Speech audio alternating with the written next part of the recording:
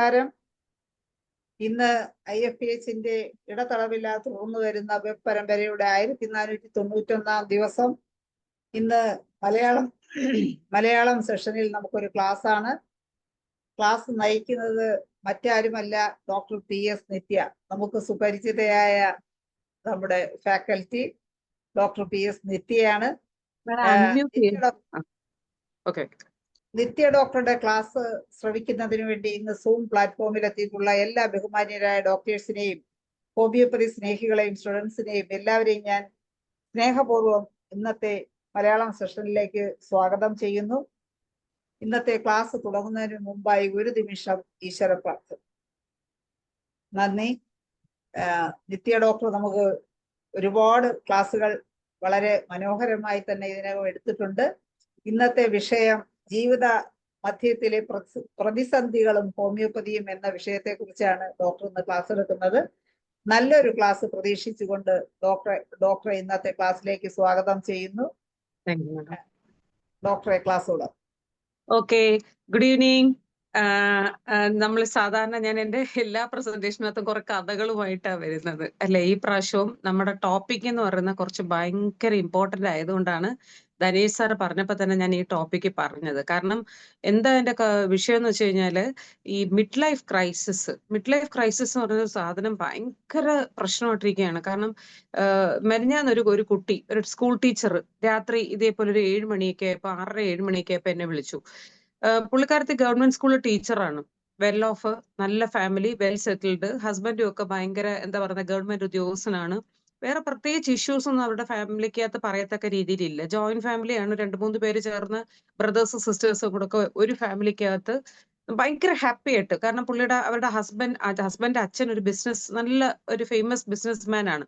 അപ്പൊ പുള്ളി വലിയ നല്ല രീതിയിൽ ഓരോരുത്തർക്കും സെപ്പറേറ്റ് രീതിയിലൊക്കെ ഭയങ്കര നല്ല രീതിയിൽ സെറ്റിൽഡ് ആക്കി വെച്ചിട്ടുണ്ട്. മീൻസ് ഓരോ മക്കൾക്കും ഓരോ നിലയിൽ. പക്ഷെ ഫുഡ് കഴിക്കുന്ന എല്ലാവരും ഒരുമിച്ചിരുന്ന് കഴിക്കണമെന്ന് അച്ഛന് നിർബന്ധമുണ്ട്. അപ്പം ഫുഡ് ഉണ്ടാക്കുന്നതൊക്കെ ഒരു സ്ഥലത്താണ്, പക്ഷെ എല്ലാവരും അവരവരുടെ പ്രൈവസി കീപ്പപ്പ് ചെയ്തുകൊണ്ട് ആ വീട്ടിനകത്ത് ഇനി എന്തൊക്കെ എന്റർടൈൻമെന്റ്സ് ക്ലബ് ചെയ്യാൻ പറ്റുമോ ആ രീതി ക്ലബ് ചെയ്ത് വെച്ചിട്ടുണ്ട്. അപ്പം ഈ പറയുന്ന എന്നെ വിളിക്കുന്നതിന് 3 ദിവസം ആ കുട്ടി എന്നെ രാത്രി ഒരു 7:30 വിളിച്ചിട്ടുണ്ട്. ഡോക്ടർ ഞാൻ ഇപ്പൊ സൂയിസൈഡ് ചെയ്യും ഇങ്ങനെ പറയുന്നേ. അപ്പൊ എനിക്ക് കുട്ടി അറിയാം, കാരണം വേറൊരു ആവശ്യമായിട്ട് ഫിസിക്കൽ ഹെൽത്തിന്റെ ഒരു ആവശ്യത്തിനായിട്ട് എന്നെ കോൺടാക്ട് ചെയ്തിട്ടുണ്ട്. ഞാൻ പെട്ടെന്ന് ഞെട്ടിപ്പോയി. ഞാൻ എന്ത് പറ്റി, എന്തെങ്കിലും പ്രശ്നമുണ്ടോ? പെട്ടെന്ന് നീ ഇങ്ങനെ ഞാൻ ഇപ്പൊ സൂയിസൈഡ് ചെയ്യും എന്ന് സാധാരണ പറയാറുള്ള കേസസ് നമ്മൾ മിക്കവാറും കാണാറുള്ളത് ഹസ്ബൻഡ് ഇമ്മോറൽ റിലേഷൻഷിപ്പ് പെട്ടെന്ന് ക്യാച്ചപ്പ് ചെയ്യുമ്പം ചില സ്ത്രീകൾ ഇങ്ങനെ പെട്ടെന്ന് സഡനായിട്ട് ഇങ്ങനെ പറയും. അപ്പൊ ഞാൻ ചോദിച്ചു എന്താ പറ്റി, എന്തെങ്കിലും പ്രശ്നമുണ്ടോ? അപ്പൊ പെട്ടെന്ന് ഈ കൊച്ചു പറഞ്ഞു എനിക്കൊന്നും അറിയത്തില്ല മേഡം, ഞാൻ കട്ടിലിൽ കിടക്കുക. ഞാൻ ഈ കട്ടിലിൽ കിടന്നുകൊണ്ടാണ് മേഡത്തിനെ വിളിക്കുന്നത്. അപ്പൊ ഞാൻ എന്റെ പ്രൈവറ്റ് പ്രാക്ടീസ് ഒക്കെ കഴിഞ്ഞ് എനിക്ക് ഫ്ലാറ്റിലോട്ട് കയറി കഴിഞ്ഞാൽ പിന്നെ ഞാൻ താഴോട്ട് ഇറങ്ങി പോകത്തില്ല. കാരണം ഫ്ലാറ്റിൽ പൊതുവെ പേഷ്യൻസിന് പെർമിറ്റ് ചെയ്യത്തില്ല. അപ്പൊ അതുകൊണ്ട് ഞാൻ പറഞ്ഞു അയ്യോ ഞാൻ എല്ലാം കഴിഞ്ഞ് കയറിയല്ലോ എന്നിങ്ങനെ പറഞ്ഞു. അപ്പം ഈ കൊച്ചിൻ്റെ ഒരു മാഡം ഒന്ന് താഴേക്ക് ഇറങ്ങി വന്നേ പറ്റുള്ളൂ, എനിക്ക് മാഡത്തിനെ കാണാതിരിക്കാം. മാഡം ഒരു കാര്യം ചെയ്യും, ആ വിസിറ്റിംഗ് കൗച്ചിന്റെ അവിടെയെങ്കിലും ഒന്ന് വന്നിരിക്കാമോ, എനിക്ക് മാഡത്തിനെ കണ്ടേ പറ്റുള്ളൂ, ഇങ്ങനെയാണ് ഈ കുട്ടി പറയുന്നത്. അപ്പൊ ഞാൻ ചോദിച്ചു എന്താ പറ്റിയതാ മാഡം? എനിക്കൊന്നും അറിയത്തില്ല മാഡം, ഞാൻ മാഡത്തിനോട് ഇങ്ങനെ കാണുമെന്ന് പറയുന്നുണ്ടെങ്കിലും ഈ ബെഡിൽ നിന്ന് എണീറ്റ് എനിക്ക് ടോയ്ലറ്റിലോട്ട് പോകാൻ പറ്റത്തില്ല, അത്രയ്ക്ക് ഞാൻ സ്ട്രക്കാണ്, ഞാൻ കംപ്ലീറ്റ് എനിക്ക് സ്ട്രക്കാണ്, എനിക്ക് ഒന്നും ചെയ്യാൻ പറ്റത്തില്ല. ഞാൻ ചോദിച്ചത് എപ്പോ തൊട്ട് ഇങ്ങനെ ആയി? അത് ഉച്ചക്ക് ഞാൻ ഫുഡ് കഴിച്ചു കഴിഞ്ഞ് കിടന്നിടം മുതൽ ഇങ്ങനെ. ഇതിനു മുമ്പ് തിരുവോണത്തിന്റെ അന്നും എനിക്ക് ഇതേപോലത്തെ ഒരു ഇൻസ്റ്റൻസ് ഇതേപോലെ ഉണ്ടായി. എനിക്ക് ഒട്ടും കാൺ മൂവ് ആൻ ഇഞ്ച്, ആ രീതിയിൽ ഞാൻ ലോക്ക്ഡ് ആണ് എന്ന് പറഞ്ഞു. അപ്പൊ ആ കേസ് ഇങ്ങനെ എടുത്തെടുത്ത് നോക്കിയപ്പോ ഇപ്പൊ ഞാൻ പിന്നെ ഒന്നും നോക്കിയില്ല. ഞാൻ പറഞ്ഞു പെട്ടെന്ന് പറഞ്ഞൊരു കാര്യം ചെയ്യും, എനിക്ക് ഈ സൂയിസൈഡ് കേസ് കേൾക്കുമ്പോഴേ പേടിയാ. കാരണം എന്റെ കയ്യിൽ നിന്ന് 1-2 കേസ് സ്ലിപ്പായി പോയിട്ട് നമ്മൾ ഇതുപോലെ അറ്റൻഡ് ചെയ്യാതെ പോയിട്ട് സൂയിസൈഡ് എൻഡ് ചെയ്ത കേസുകളുണ്ട്. അതുകൊണ്ട് മനസ്സിനൊരു ടെൻഷൻ. അപ്പൊ ഞാൻ പറഞ്ഞു കുട്ടി ഒരു കാര്യം ചെയ്യും, ഹസ്ബൻഡിനെ കൊണ്ട് താഴോട്ടൊന്ന് വരാമോ? എങ്കിൽ ഞാൻ താഴെ വരാം എന്ന് പറഞ്ഞിട്ട് ഞാൻ താഴെ പോയി ഞങ്ങളുടെ വിസിറ്റിംഗ് ഏരിയയിൽ ഇരുന്ന് കുറച്ചു നേരം ഇങ്ങനെ സംസാരിച്ചപ്പം ഈ കൊച്ചു ചുമ്മാ കരയാണ്. She was crying all the way. എനിക്ക് ഒന്നും ചെയ്യാൻ പറ്റുന്നില്ല മാഡം, ഇങ്ങനെ ഒന്നും ചെയ്യാൻ പറ്റാതെ ജീവിക്കുന്നതിനെക്കാട്ടി നല്ലത് സൂയിസൈഡ് ചെയ്യുന്നതല്ലേ എന്നാണ് ആ കുട്ടി ചോദിച്ചത്. അപ്പൊ ഞാൻ പറഞ്ഞു ഒരു കാര്യം ചെയ്യ് കുട്ടി, ഇപ്പൊ ഇത്രയും സ്ട്രെസ് ഇപ്പൊ എടുക്കണ്ട, സൂയിസൈഡ് ഒക്കെ നമുക്ക് ചെയ്യാം, ഒന്ന് വെയിറ്റ് ചെയ്യ്, will do that, you just wait there എന്ന് പറഞ്ഞിട്ട് ഞാൻ ആ കേസ് ഇങ്ങനെ എടുത്തെടുത്ത് നോക്കിയപ്പോ ഇതിനകത്ത് ഇപ്പം സാധാരണഗതിയിൽ ഇങ്ങനത്തെ ടൈപ്പ് ഓഫ് കേസുകൾ നമ്മൾ സാധാരണ പ്രതീക്ഷിക്കുന്നത് എന്തൊക്കെയാണ്? ഒന്നെങ്കിൽ ആ കുട്ടിക്ക് എന്തെങ്കിലും ഒരു ഇമോറൽ റിലേഷൻഷിപ്പോ അല്ലെങ്കിൽ വല്ല റിലേഷൻഷിപ്പ് ഫെയിലിയേഴ്സോ ഉണ്ടായിട്ടുണ്ടാവാം, other than the husband knows. അങ്ങനെ ആയിരിക്കാം എന്ന് ഞാൻ കരുതി. അപ്പം അല്ല, അങ്ങനത്തെ ഒരു കേസും ആ കൊച്ചിന് അങ്ങനൊന്നും ഇല്ല. അത് ഹസ്ബൻഡുമായിട്ട് സന്തോഷമായിട്ട് ജീവിക്കുന്ന കുട്ടിയാണ്. പിന്നെ ഹസ്ബൻഡിന്റെ ഇൻലോസും എല്ലാം ഭയങ്കര പ്രൊട്ടക്റ്റീവ് ആണ്. എന്ത് വേണമെന്ന് പറഞ്ഞാലും മോളേന്ന് വിളിച്ച് അത്ര പാമ്പർ ചെയ്ത് വെച്ചിരിക്കുന്ന ഫാമിലിയാണ്. അപ്പൊ ഞാൻ ചോദിച്ചു, ഇനി അമ്മായിയമ്മയുടെ ഒരു പ്രോബ്ലവും ഇല്ല. അപ്പോഴാണ് ഞാൻ ഐഡന്റിഫൈ ചെയ്തത് ഇത് ഒരു ഇൻസ്റ്റൻസ്. ഇനി ഇതേപോലത്തെ ഒരു കേസ് ഒരു 3 ദിവസം, ഒരു 3-4 ഡേയ്സ് ബാക്ക് ഇതേപോലത്തെ ഒരു കേസ് വന്നു. അത് മെയിലായിരുന്നു. പക്ഷെ അതിൽ കോസ് ഉണ്ടായിരുന്നു. ഒരു മെയിലായിരുന്നു. മെയിൽ ഇതുപോലെ വിളിച്ചിട്ട്, ഡോക്ടർ ഒന്ന് പുറത്ത് എനിക്കൊന്ന് ഡോക്ടറെ കൺസൾട്ട് ചെയ്തേ പറ്റുള്ളൂ. എനിക്ക് ഡോക്ടറെ കണ്ടേ പറ്റുള്ളൂ. ഇന്നത്തെ രാത്രി ഡോക്ടർ മിസ് ചെയ്ത് ഐ വിൽ കമ്മിറ്റ് സൂയിസൈഡ്. അതും ഈ പറഞ്ഞ പോലെ തന്നെ ഒരു മെയിലിന്റെ കേസാണ്. മെയിലാണ് വിളിച്ചു പറഞ്ഞത്. പ്രായം അധികം ഇല്ലാത്തൊരു ആളാണ്. കല്യാണം കഴിച്ചതാണ്. ലവ് മാരേജ് ആയിരുന്നു. പുള്ളി ഇങ്ങനെ വിളിച്ചിട്ട് പെട്ടെന്ന് ഇങ്ങനെ പറയുക, ഡോക്ടർ എനിക്ക് ഞാൻ സൂയിസൈഡ് എന്നെ കൊണ്ട് ഇനി സ്ട്രെസ് എനിക്ക് താങ്ങാൻ വയ്യ എന്ന് പറഞ്ഞിട്ട് വിളിച്ചു. ഇതുപോലത്തെ ഞാനിങ്ങനെ ആലോചിക്കും, എന്ത് ഈ സംഭവിക്കുന്നേ. അപ്പൊ നമ്മൾ ഈ നോട്ട് ചെയ്യുമ്പം ശരിക്കും കാണുന്ന ഒരു കാര്യം എന്ന് പറയുന്നത്, ശരിക്കും മിഡ് ലൈഫ് ക്രൈസിസ് പറഞ്ഞ സാധനം എന്ന് പറയുന്നത് ഈ ചുമ്മാതെ ഇവര് പറഞ്ഞുണ്ടാക്കുന്ന ഒരു കഥയായിരിക്കും എന്നായിരുന്നു എന്റെ ഒരു വിശ്വാസം. പക്ഷെ അല്ല, അത് ശരിക്കും പറഞ്ഞ ഒരു ഇതാണ്. അപ്പം ഇതിന്റെ കോസ് എന്താണെന്ന് ചോദിച്ചു കഴിഞ്ഞാൽ പലരും പറയുന്ന പല കോസസ് പറയുന്നുണ്ട്. ഹോർമോണൽ വേരിയേഷൻസ്, അങ്ങനെ ഇങ്ങനെ. പക്ഷെ എന്റെ ഒരു നിഗമനം അതൊന്നും അല്ല റീസൺ. എന്ന് പറഞ്ഞു കഴിഞ്ഞാൽ ഇപ്പൊ നമ്മളിപ്പോ ഒരു എക്സാമിന് കയറിയ പോലത്തെ അവസ്ഥയാണ്. അപ്പൊ നമുക്ക് 2 മണിക്കൂറുള്ള പരീക്ഷയാണ്. അപ്പൊ നമ്മള് ഈ ഒരു 35 വയസ്സൊക്കെ കഴിയുമ്പം നമ്മൾ ഈ 2 മണിക്കൂറുള്ള പരീക്ഷയിൽ നമ്മളിപ്പോ ഒരു നമുക്ക് അറിയാവുന്ന എസ്സേ ഒരുപാട് നേരം, അല്ലെങ്കിൽ നമ്മൾ പ്രധാനപ്പെട്ട ക്വസ്റ്റ്യൻസ്, അല്ലെങ്കിൽ നമുക്ക് ഇഷ്ടപ്പെട്ട ആൻസേഴ്സ് എല്ലാം നമ്മൾ ഭയങ്കര ഭംഗിയായിട്ട് അങ്ങ് എഴുതിയേക്കാണ്. എഴുതി സമയം മൊത്തം പോയി. 1.25 മണിക്കൂറോളം തീർന്നു. ഇനിയുള്ള 15 മിനിറ്റ് കൊണ്ട് നമുക്ക് ഒരുപാട് ചോദ്യങ്ങൾക്ക് ഉത്തരം നൽകാനുണ്ട്. ആ ഒരു അവസ്ഥ നമുക്ക് എന്ത് ചെയ്യാൻ പറ്റും? നമ്മൾ ഇനി അവസാനത്തെ ടൈമാണ്, പെട്ടെന്ന് ചെയ്യാം, അല്ലെങ്കിൽ ഞാൻ തോറ്റുപോകും എന്നുള്ളൊരു ഭയം പോലെയാണ് ഈ മിഡ് ലൈഫ് ക്രൈസിസ് എന്ന് പറഞ്ഞാൽ. ജീവിതത്തിന്റെ നല്ല ഭാഗങ്ങൾ മൊത്തം നമ്മൾ വിചാരിക്കുന്നത് നാളെ സന്തോഷിക്കാം, മറ്റന്നാൾ സന്തോഷിക്കാം. അപ്പം ഈ മിഡ് ലൈഫ് ക്രൈസിസ് ഞാൻ ഏറ്റവും കൂടുതൽ കണ്ടിട്ടുള്ളതും ആരിലാണെന്ന് അറിയൂ? ഫാമിലി ലൈഫിനകത്ത് നിൽക്കുന്നവരിലാണ് കൂടുതലും കാണുന്നത്. അതും എന്റെ ഒരു ഒബ്സർവേഷൻ ആണ്. കാരണം ഇപ്പൊ നമ്മൾ വിചാരിക്കും ഫാമിലി ലൈഫ് ഡിസോൾവ് ആയി പോയിട്ടുള്ള ആൾക്കാർക്കാണോ ഈ മിഡ് ലൈഫ് ക്രൈസിസ് വരുന്നത്. പക്ഷെ അതുമല്ല.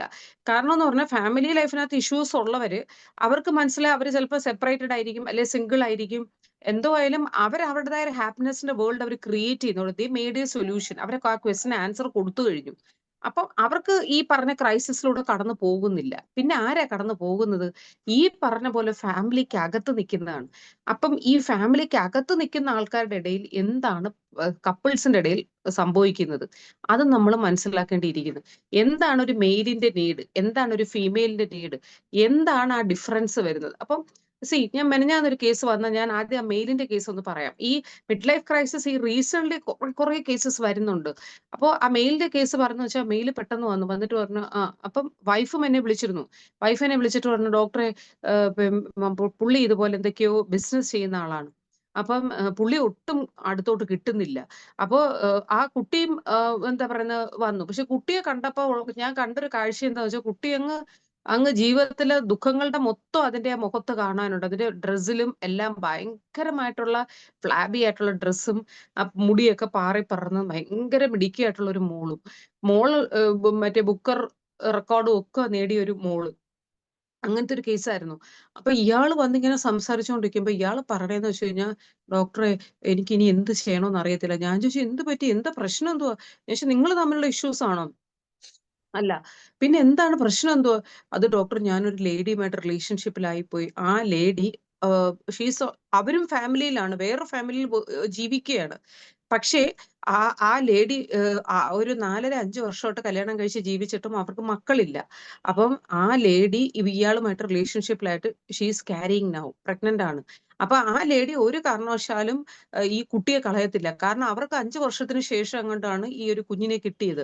അപ്പൊ അവര് പറയുന്നത്, ഞാൻ ഒരിക്കലും ഈ കുഞ്ഞിനെ കളയത്തില്ല, ഞാൻ മരിച്ചാലും I will deliver this child എന്ന് പറഞ്ഞിട്ട് അത്രയും സ്റ്റബേൺ ആയിട്ട് നിൽക്കുകയാണ്. ഇയാൾ എന്ത് ചെയ്യും?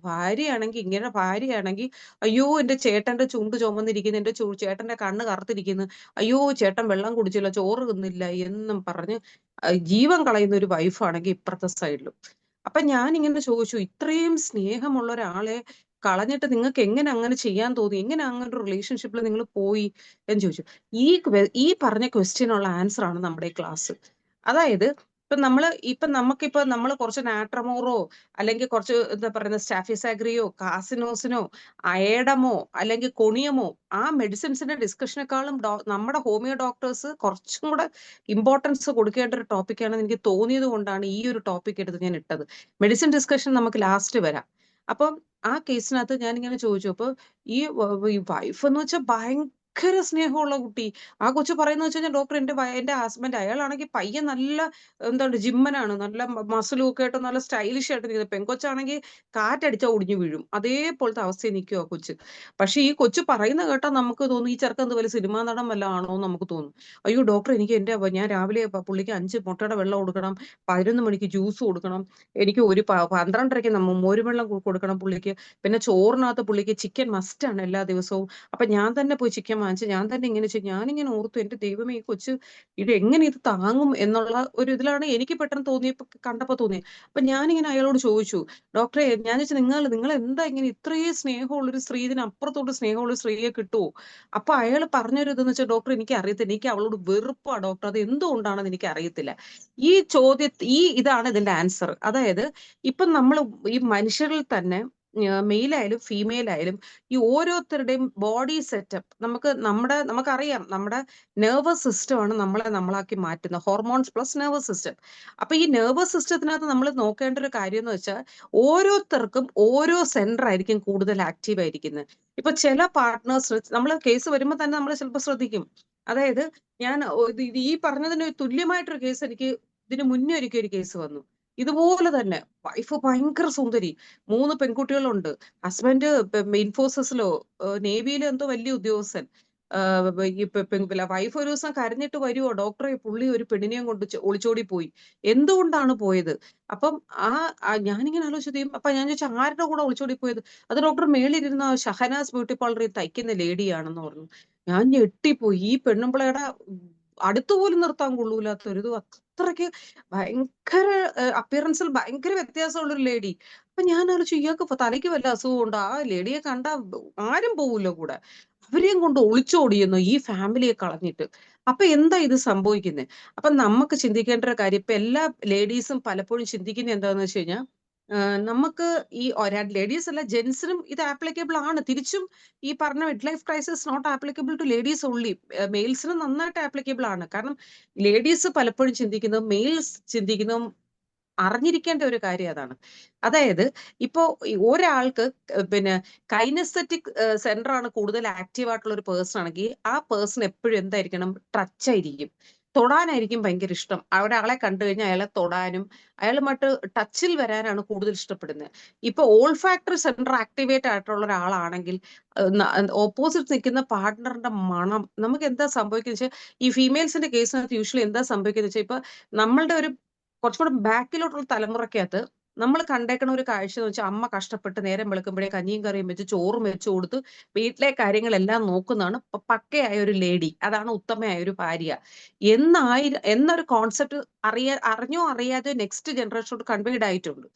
അപ്പം എല്ലാവരും ചിന്തിക്കുന്ന വെച്ചാൽ എന്താണ്, നമ്മൾ എങ്ങനെയും കഷ്ടപ്പെട്ട് എല്ലാവർക്കും കൊടുക്കേണ്ട കാര്യങ്ങളൊക്കെ കൊടുത്ത് ഫുഡ് ഞാൻ നിങ്ങൾക്ക് ദോശ ചുട്ട് തന്നില്ലേ, ചോറ് വെച്ച് തന്നില്ലേ, മീൻ പൊരിച്ച് തന്നില്ലേ, നിങ്ങളുടെ അമ്മയെ നോക്കിയില്ലേ, നിങ്ങളുടെ അച്ഛനെ നോക്കിയില്ലേ. പക്ഷെ എന്താ കുഴപ്പം? എന്താ ഓപ്പോസിറ്റ് നിൽക്കുന്ന ആളിന്റെ ഏത് സെന്റർ ആണോ ആക്റ്റീവ്, അയാൾക്ക് വേണ്ടത് ചിലപ്പോൾ ഈ പറഞ്ഞ സാധനങ്ങളൊക്കെ നടക്കണ്ടെന്നല്ല, ബട്ട് ആ പറഞ്ഞ ഓപ്പോസിറ്റ് നിൽക്കുന്ന ആളിന് ഏത് സെന്റർ, ഇപ്പൊ അയാൾക്ക് കാഴ്ചയിൽ ഭംഗിയുള്ള ഒരാളിനോട് ഇഷ്ടമുള്ള ചില ആൾക്കാർക്കുണ്ട്. അവർക്ക് എന്താന്ന് വെച്ച് കഴിഞ്ഞാൽ ഒപ്റ്റിക് ആണ് അവർക്ക് കൂടുതൽ, ഒപ്റ്റിക് സെന്റർ ആണ് കൂടുതൽ ആക്ടിവേറ്റ് ആയിട്ടുള്ളത്. ചിലവർക്ക് ഓഡിറ്ററി സെന്റർ ആണ് ആക്ടിവേറ്റഡ്. ചില ആൾക്കാർക്ക് നമുക്കറിയാം, ചിലത് ലൈനായിട്ടുള്ള കേസുകൾ വന്ന് പറയുന്ന കേൾക്കുമ്പോൾ നമുക്ക് ചിരി വരും. എന്താണ്, ഫോണിൽ കൂടെ വിളിച്ച് മറ്റേ ബിസിനസിന്റെ ആൾക്കാര് ഹലോ സർ എന്ന് പറഞ്ഞിട്ട് വിളിക്കുമ്പോ ലേഡീസ് ഉണ്ടല്ലോ, അവരെ അങ്ങനെ ട്രെയിൻ ചെയ്തിരിക്കുന്നത്. ഹലോ സർ, സർ ഞങ്ങളുടെ ഈ ഇതിലേക്ക് ചേരൂ, ആ രീതിയിൽ സംസാരിക്കാൻ അവരെ ട്യൂൺ ചെയ്ത് വെച്ചിരിക്കുകയാണ്. ഇത് അപ്പുറം നിൽക്കുന്ന ചില ആൾക്കാരൊന്നും, ഡോക്ടറെ എന്റെ വീട്ടിലൊരെണ്ണം ഇരിപ്പുണ്ട്, അതിന്റെ വായിന്ന് വരുന്ന വർത്താനം കേൾക്കണം, വിളിക്കുമ്പോഴേ ഫോൺ എറിഞ്ഞിട്ട് ഓടാൻ തോന്നും, ഇങ്ങനെ പറയുന്ന ആൾക്കാരുണ്ട്. പക്ഷേ ഈ പറയുന്ന ആൾക്കാരായാലും അത് അവരുടെ ആ പ്രൊഫഷന് വേണ്ടി അവർ യൂസ് ചെയ്യുന്നതാണ്. അപ്പൊ ഇത് കണ്ട് മിസ്ഇന്റർപ്രറ്റ് ചെയ്യുന്നതാണ്. അപ്പം എന്താണ് ചില ആൾക്കാർക്കുള്ളൊരു പ്രശ്നം വെച്ചാൽ ഞാൻ പറഞ്ഞ പോലെ ഒപ്റ്റിക് സെന്റർ ആണ് കൂടുതൽ ആക്ടിവേറ്റ് ആയിട്ടുള്ള ആൾക്കാരെങ്കിൽ അവർക്ക് കാഴ്ചയിലായിരിക്കും ഭംഗി തോന്നുന്നത്. ഒരാളുടെ അപ്പിയറൻസിൽ എങ്ങനെയാണ്, ഫസ്റ്റ് സൈറ്റ് എങ്ങനെയാണ്, കാഴ്ചയിൽ എങ്ങനെയാണ്, അതിന്റെ പുറകിൽ പോയിട്ട് കോടികൾ പോയിട്ട് കുടുംബം തൊലച്ചിട്ടുള്ള എത്രയോ കേസസ് നമ്മുടെ മുന്നിൽ വരാറുണ്ട്. അപ്പം ഈ പറഞ്ഞ ഇതാണ് കൂടുതൽ ആക്റ്റീവ് എങ്കിൽ അവർ അതിന്റെ പുറകെ പോകും. ഇപ്പൊ എന്റെ അടുത്ത് ഒരു കേസ് ഒരു കേസ് വന്നു. അതിലെ ഹസ്ബൻഡ് കംപ്ലൈന്റ് ചെയ്യാണ്, വൈഫ് എപ്പോ ചെന്നാലും തൊടാൻ സമ്മതിക്കത്തില്ല. അപ്പൊ എന്ത് സംഭവിച്ചു? തമ്മിൽ വലിയ പ്രശ്നങ്ങളില്ല, നല്ല രീതിയിൽ പോകുന്ന ഫാമിലിയാണ്. പക്ഷെ പുള്ളിക്കാരത്തേക്കുള്ള ഒരു പ്രശ്നം, ദേഹത്ത് തൊടാൻ സമ്മതിക്കത്തില്ല. തൊടേ വെച്ചാൽ ഇങ്ങനെ കിന്നാരം കാണിക്കുന്ന ഇഷ്ടമല്ല അയാൾക്ക്. പക്ഷെ ഉള്ള പ്രശ്നം വെച്ചാൽ അയാൾക്ക് കൈനസെറ്റിക് സെന്റർ ആണ് ആക്റ്റീവ് ആയിട്ടിരിക്കുന്നത്. അയാൾക്ക് എപ്പോഴും വൈഫിനെ ടച്ച് ചെയ്യണം, കൈ പോയി പിടിക്കണം, ബാക്കിൽ കൂടെ ചെന്ന് ഹഗ് ചെയ്യണം, പോകുമ്പോൾ ഒരു ഹഗ് വേണം, കിസ് വേണം. ഇങ്ങനത്തെ ടൈപ്പ് ഓഫ് പേഴ്സണാലിറ്റി ഉള്ള ഒരാളാണെങ്കിൽ ഓപ്പോസിറ്റ് സൈഡിൽ നിൽക്കുന്ന ആള് റിജക്ഷൻ ആണ് കൊടുക്കുന്നതെങ്കിൽ എന്ത് സംഭവിക്കും? അപ്പം നമ്മള് ഈ പറഞ്ഞ പോലെ ഈ മിഡ് ലൈഫ് ക്രൈസിസ് പറഞ്ഞ ഒരു സാധനം എന്തുകൊണ്ട് വരുന്നു എന്നുള്ള ചോദ്യത്തിൽ നിന്നാണ് എന്റെ ഒരു റിസർച്ച് ആണ് ഇതിന്റെ പുറകിലോട്ട്. അതായത് നമ്മൾ ഈ കല്യാണമൊക്കെ കഴിഞ്ഞു, ആദ്യത്തെ ഒരു കുറച്ച് ഫേസ് ഭയങ്കര മനോഹരമായിരിക്കും, സുഖിപ്പിക്കൽ ഫേസ് ആയിരിക്കും. പിന്നെ നമ്മൾ റിയാലിറ്റിയുമായിട്ട് ഫേസ് ചെയ്യാണ്. റിയാലിറ്റിയുമായിട്ട് കുറച്ച് കഴിയുമ്പോൾ കോൺടാക്റ്റിലോട്ട് വരും. പിന്നെ അടുത്തൊരു ഘട്ടത്തിലോട്ട് നമ്മൾ കടക്കുകയാണ്. അടുത്തൊരു ഘട്ടത്തിൽ എത്തുമ്പോൾ നമുക്ക് തോന്നും, ഷോ ഇത് വേണ്ടായിരുന്നു. എല്ലാ ലേഡീസും വന്ന് പറയുന്നതാണ്, അന്നേ എന്റെ അച്ഛൻ പറഞ്ഞത് അയാളെ കൊള്ളത്തില്ല എന്ന്. ഈ കാലമാടനെ എടുത്ത് എന്ന് എന്റെ തലയിൽ വെച്ചോ അന്ന് പോലെ എന്റെ കഷ്ടകാലം തുടങ്ങി. അപ്പൊ ഇത് നമ്മൾ ഈ പറഞ്ഞ പോലെ പരസ്പരം ബ്ലെയിമിങ്ങും മറ്റു കാര്യങ്ങളുമായിട്ട് പോവാണ്. പക്ഷെ നമുക്ക് കുറച്ചും കൂടെ ഈ പറഞ്ഞ കണക്ക് മനോഹരമാക്കി മാറ്റിയാൽ ഈ മിഡ് ലൈഫ് ക്രൈസിസിനെ കുറെയൊക്കെ നമുക്ക് ഒഴിവാക്കാൻ പറ്റും. അതായത് ഇപ്പൊ നമ്മള് പാർട്ട്ണർ വീട്ടിലേക്ക് വരുമ്പോ ഇപ്പൊ രണ്ടുപേരിൽ ആരും ആയിക്കോട്ടെ, ഒരു കേസ് വന്നു, ഒരു കേസ് കൗൺസിലിങ്ങിന് വന്നപ്പോ ഈ മിഡ് ലൈഫ് ക്രൈസിസ് തന്നെ വൈഫ് എക്സ്ട്രീം ഡിപ്രഷനിലോട്ട് പോയി, ഒന്നും ചെയ്യാൻ പറ്റുന്നില്ല. കുറേ സൈക്കാട്രിക് ഡോക്ടേഴ്സിനെ കാണിച്ചു, കുറെ അലോപ്പതിക് ഡോക്ടേഴ്സിനെ കാണിച്ചു, ഹോമിയോ ഡോക്ടേഴ്സിനെ കാണിച്ചു. എന്താണ് നടക്കുന്നതെന്ന് അറിയാൻ നമ്മൾ ഏതെങ്കിലും ഒരു മെഡിസിൻ കൊടുക്കുന്നതുകൊണ്ട് കാര്യമില്ല. അവിടെ മെയിൻറ്റെയിനിങ് കോസ് എന്താണെന്ന് നമുക്ക് കണ്ടുപിടിക്കാൻ നമുക്ക് ഡോക്ടേഴ്സിന് പറ്റണം. അതിന് റൂൾ ഔട്ട് ചെയ്തിട്ട് നമ്മുടെ മെഡിസിൻ കൊടുത്താൽ മാത്രമേ മെഡിസിൻ ആക്ട് ചെയ്യുള്ളൂ. അപ്പം ആ കേസിനകത്ത് വന്നിച്ച പുള്ളിക്കാരൻ ബാങ്ക് മാനേജറാണ്. അപ്പം ആ കേസിനകത്ത് ആ വൈഫ് പറഞ്ഞൊരു കാര്യം എന്ന് വെച്ചാൽ, മാഡം നാറ്റം കാരണം റൂമിൽ കയറാൻ പറ്റത്തില്ല, AC റൂം ഭയങ്കര സെറ്റപ്പാ. അവർക്ക് എത്ര രൂപ വേണമെങ്കിലും ഹസ്ബൻഡിൽ നിന്ന് എടുത്തുകൊണ്ട് പോയി ചെലവാക്കാം, എന്ത് വേണോ ചെയ്യാം, എന്ത് എന്ത് വേണമെങ്കിലും ചെയ്യാം. ആ രീതിയിൽ പുള്ളി എല്ലാം കൊടുത്തിട്ടുണ്ട്, ATM കാർഡും എല്ലാം കൊടുത്തിട്ടുണ്ട്. പക്ഷെ അയാൾ വന്ന് പറയുന്ന complaint, she is not lying with me, എന്റെ കൂടെ വന്ന് കിടക്കുന്നില്ല, എന്റെ റൂമിലേക്ക് വരുന്നില്ല, അവള് എന്നെ കാണുമ്പോഴേ ഓടി ഒളിക്കുകയാണ്. പക്ഷെ I as what is a problem? അപ്പൊ അവർക്ക് എന്താണ്, ഓൾ ഫാക്ടറി ആണ്, അവർക്ക് ഓൾ ഫാക്ടറി സെന്റർ ആണ് ആക്റ്റീവ് ആയിരിക്കുന്നത്. അപ്പൊ എന്താണ് മണം? അവര് നോക്കുമ്പോ ഇങ്ങനെ ഭയങ്കര മാറ്റം, എപ്പോഴും അടുത്തോട്ട് വരുമ്പോ ഹിസ് ഹാവിങ് ഒഫൻസീവ് സ്മെൽ. അപ്പൊ ഈ പറഞ്ഞ എല്ലാ സാധനം, നമ്മുടെ ഫെറമോൺസും നമ്മുടെ സ്വെറ്റും ഈ പറഞ്ഞ കാര്യങ്ങളെല്ലാം നമ്മുടെ ഓപ്പോസിറ്റ് സൈഡിൽ നിൽക്കുന്ന പാർട്ട്ണറിന്റെ അവസ്ഥയും കൂടെ പരസ്പരം അങ്ങോട്ടും ഇങ്ങോട്ടും ഒന്ന് സപ്പോർട്ട് ചെയ്താൽ മിഡ് ലൈഫ് ക്രൈസിസിൽ നിന്ന് പുറത്തേക്ക് വരാൻ പറ്റും. കാരണം ഇപ്പൊ ലേഡീസിന്റെ നീഡ്, മെയിലിന്റെ നീഡ് എന്ന് പറയുന്നു, ഫീമെയിലിന്റെ നീഡ് എന്ന് പറയുന്നു, മെയിലിന്റെ സെക്ഷൽ നീഡും ഫീമെയിലിന്റെ സെക്ഷൽ നീഡ്സും തമ്മിൽ ഭയങ്കര ഡിഫറൻസ് ഉണ്ട്. അതായത് ഇപ്പൊ ഒരു മെയിലിനെന്ന് ഫീമെയിൽസിനെന്ന് പറഞ്ഞാല് എപ്പോഴും വേണ്ടത് എന്തുകൊണ്ടാണ്, why lot of immoral relationships bloom up ചെയ്യാൻ വരാനുള്ള കാരണം എന്താണെന്ന് അറിയാമോ? അതായത് ഒരു പെണ്ണിന് എന്താണ് ആവശ്യം, ഒരു പെണ്ണ് ഒരു പാർട്ട്ണറിൽ നിന്ന് എന്തൊക്കെ എക്സ്പെക്ട് ചെയ്യുന്നു, that's very important. Number 1, security. അതായത് ഇപ്പൊ നമുക്കൊരു ക്രൈസിസ് വന്നാൽ, അല്ലെങ്കിൽ മറ്റൊരാൾ നമ്മളെ അറ്റാക്ക് ചെയ്യാൻ വന്നാൽ, inside the family or outside the family, if the partner is not supporting the other person, അകത്ത് എന്തോ അടിയോ ആയിക്കോട്ടെ, പക്ഷേ അങ്ങോട്ടും ഇങ്ങോട്ടും നമ്മൾ പരസ്പരം സപ്പോർട്ട് ചെയ്തില്ലെങ്കിൽ എന്ത് പറ്റും? സെക്യൂരിറ്റി ഫീലിംഗ് അവിടെ ലൂസ് ചെയ്യുന്നത്. This partner is not for supporting me, so അവിടെ സെക്യൂരിറ്റി ഫീലിംഗ് നഷ്ടപ്പെട്ടു. ഒരു പെണ്ണ് ഒരു പാർട്ട്ണറിൽ നിന്ന് ഏറ്റവും ഫസ്റ്റ് ആഗ്രഹിക്കുന്ന ഒരു കാര്യം എന്താണ്? സെക്യൂരിറ്റിയാണ്. അപ്പം എനിക്ക് എന്ത് ക്രൈസിസിലും ഹിൽ ബി വിത്ത് മീ, അത് ഭയങ്കരമായിട്ട് ആ പെണ്ണിനെ പ്രൊമോട്ട് ചെയ്യും. പിന്നെ രണ്ടാമത്തെ കാര്യം എന്താണ്? ലേഡീസിന് എപ്പോഴും വേണ്ടുന്നത് എന്താണ്? ഗുഡ് ഹിയറേഴ്സ്, അതായത് ഗുഡ് ലിസണേഴ്സ്.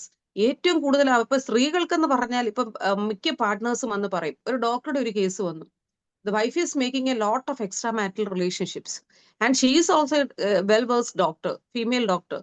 അപ്പം ആ കേസിനകത്ത് അയാൾ ഇങ്ങനെ പറയുമോ, ഡോക്ടർ എന്ത് കുറവുണ്ടായിട്ട് I am gratifying her with almost all sex and I am giving a lot of money, ഒരുപാട് ലക്ഷങ്ങൾ കോടികളാണ് ഞാൻ അവർക്ക് വേണ്ടി ചെലവാക്കുന്നത്.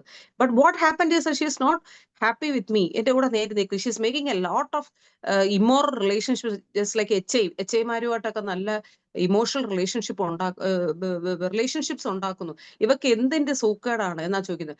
പക്ഷേ ദ പ്രോബ്ലം ഇസ് ദാറ്റ് ഇപ്പൊ ആ കുട്ടിയോട് സംസാരിച്ചപ്പോ ആ കുട്ടി പറഞ്ഞെന്ന് പറഞ്ഞാൽ എല്ലാം ഈ പുള്ളി കൊടുക്കും, പൈസ കൊടുക്കും, എല്ലാം കൊടുക്കും. ബട്ട് ദ പ്രോബ്ലം ഇസ് ഈ ചെവി കൊടുക്കുന്നുണ്ടോ എന്നുള്ളതാണ് പ്രശ്നം. സ്ത്രീകൾക്ക് വേണ്ടത് എന്താണ്? ഒരു ഗുഡ് ലിസണർ ആണ് ഫസ്റ്റ്. ഈ ഒരു മെക്കാനിസത്തിനെ അറിയുന്നത് ആൾക്കാരാണ് എന്ത് ചെയ്യും? നമുക്ക് സോഷ്യൽ മീഡിയസിലുണ്ട്, they know how to trap a women. അപ്പൊ എന്ത് ചെയ്യും? ഈ പറയുന്ന സ്ത്രീകൾക്ക് പലപ്പോഴും പറയാനുള്ളത് അവരുടെ കഥനകഥകളായിരിക്കും, അവർക്ക് സംഭവിച്ചിട്ടുള്ള ഫെയിലൂഴ്സ് ആയിരിക്കും. സ്ത്രീകളുടെ പ്രശ്നം എന്തുവാ? More than the conscious mind, the sub conscious mind is more active. So എന്ത് സംഭവിക്കും? കോൺഷ്യസ് മൈൻഡിനെക്കാട്ടി കൂടുതലും കാര്യങ്ങൾ അകത്ത് കിടപ്പുണ്ട്. എല്ലാ കുഞ്ഞു കുഞ്ഞു കാര്യങ്ങൾ എന്ത് പറ്റും? സ്ത്രീകളിൽ പൊതുവെ ഇച്ചിരി കൂടെ സ്ട്രോങ് ആയിട്ട് ഫീഡ് അപ്പ് ആവും. മെയിൽസിന്റെ ഒരു ഗുഡ്നസ് എന്ന് വെച്ചാൽ males they won't feed it more deeply. അവർക്ക് പ്രശ്നം വന്ന് ദേഷ്യം വന്ന് അവർ പ്രതീക്ഷിച്ച് they will go from the scene. പക്ഷെ ഫീമെയിൽസ് എന്ത് ചെയ്യും? They will store it up. ആ സ്റ്റോർ ചെയ്ത് വെച്ചിരിക്കുകയാണ്. അപ്പോ എന്താ സംഭവിക്കുക വെച്ചാൽ, അയ്യോ സമയം 10:30 അല്ലേ? ഓക്കെ. അപ്പോ എന്താ സംഭവിക്കുക വെച്ചാൽ, ഈ പറഞ്ഞ കാര്യങ്ങളെല്ലാം അകത്തകത്ത് കിടപ്പുണ്ട്. അപ്പൊ ഈ പറയുന്ന കാര്യങ്ങൾ they want to vent it out. ഇത് പുറത്ത് കളയണം. പുറത്ത് കളഞ്ഞാലുള്ളി എന്ത് പറ്റുള്ളൂ? കോൺഷ്യസ് മൈൻഡിനകത്തോട്ട് പുതിയ ഹാപ്പിനെസ് ഫീൽ ചെയ്യണമെങ്കിൽ what is in the sub conscious mind should be went out. അതിനെ പുറത്ത് കളയണം. അപ്പം അതിന് അവർക്ക് എന്താ ചെയ്യുന്നത്? അവരെന്താ ചെയ്യുക? ആരുടെ അടുത്തെങ്കിലും ഇവർക്കൊന്ന് കാര്യങ്ങൾ പറയണം. ഒരു ശ്രോതാവിനെ, ഒരു കേൾവിക്കാരനെ ആയിരിക്കും വേണ്ടത്. പക്ഷേ ഈ കേൾവിക്കാരൻ എന്ന് പറഞ്ഞിരിക്കുന്ന അപ്രൈസ് ആയിരിക്കുന്ന മെയിലിന്റെ ആവശ്യം എന്താണ്? അവർക്ക് ഈ കഥ കേട്ടിട്ടൊന്നും അവർക്ക് ഒരു സിമ്പതിയും വരാൻ പോകുന്നില്ല, ഒന്നുമല്ല.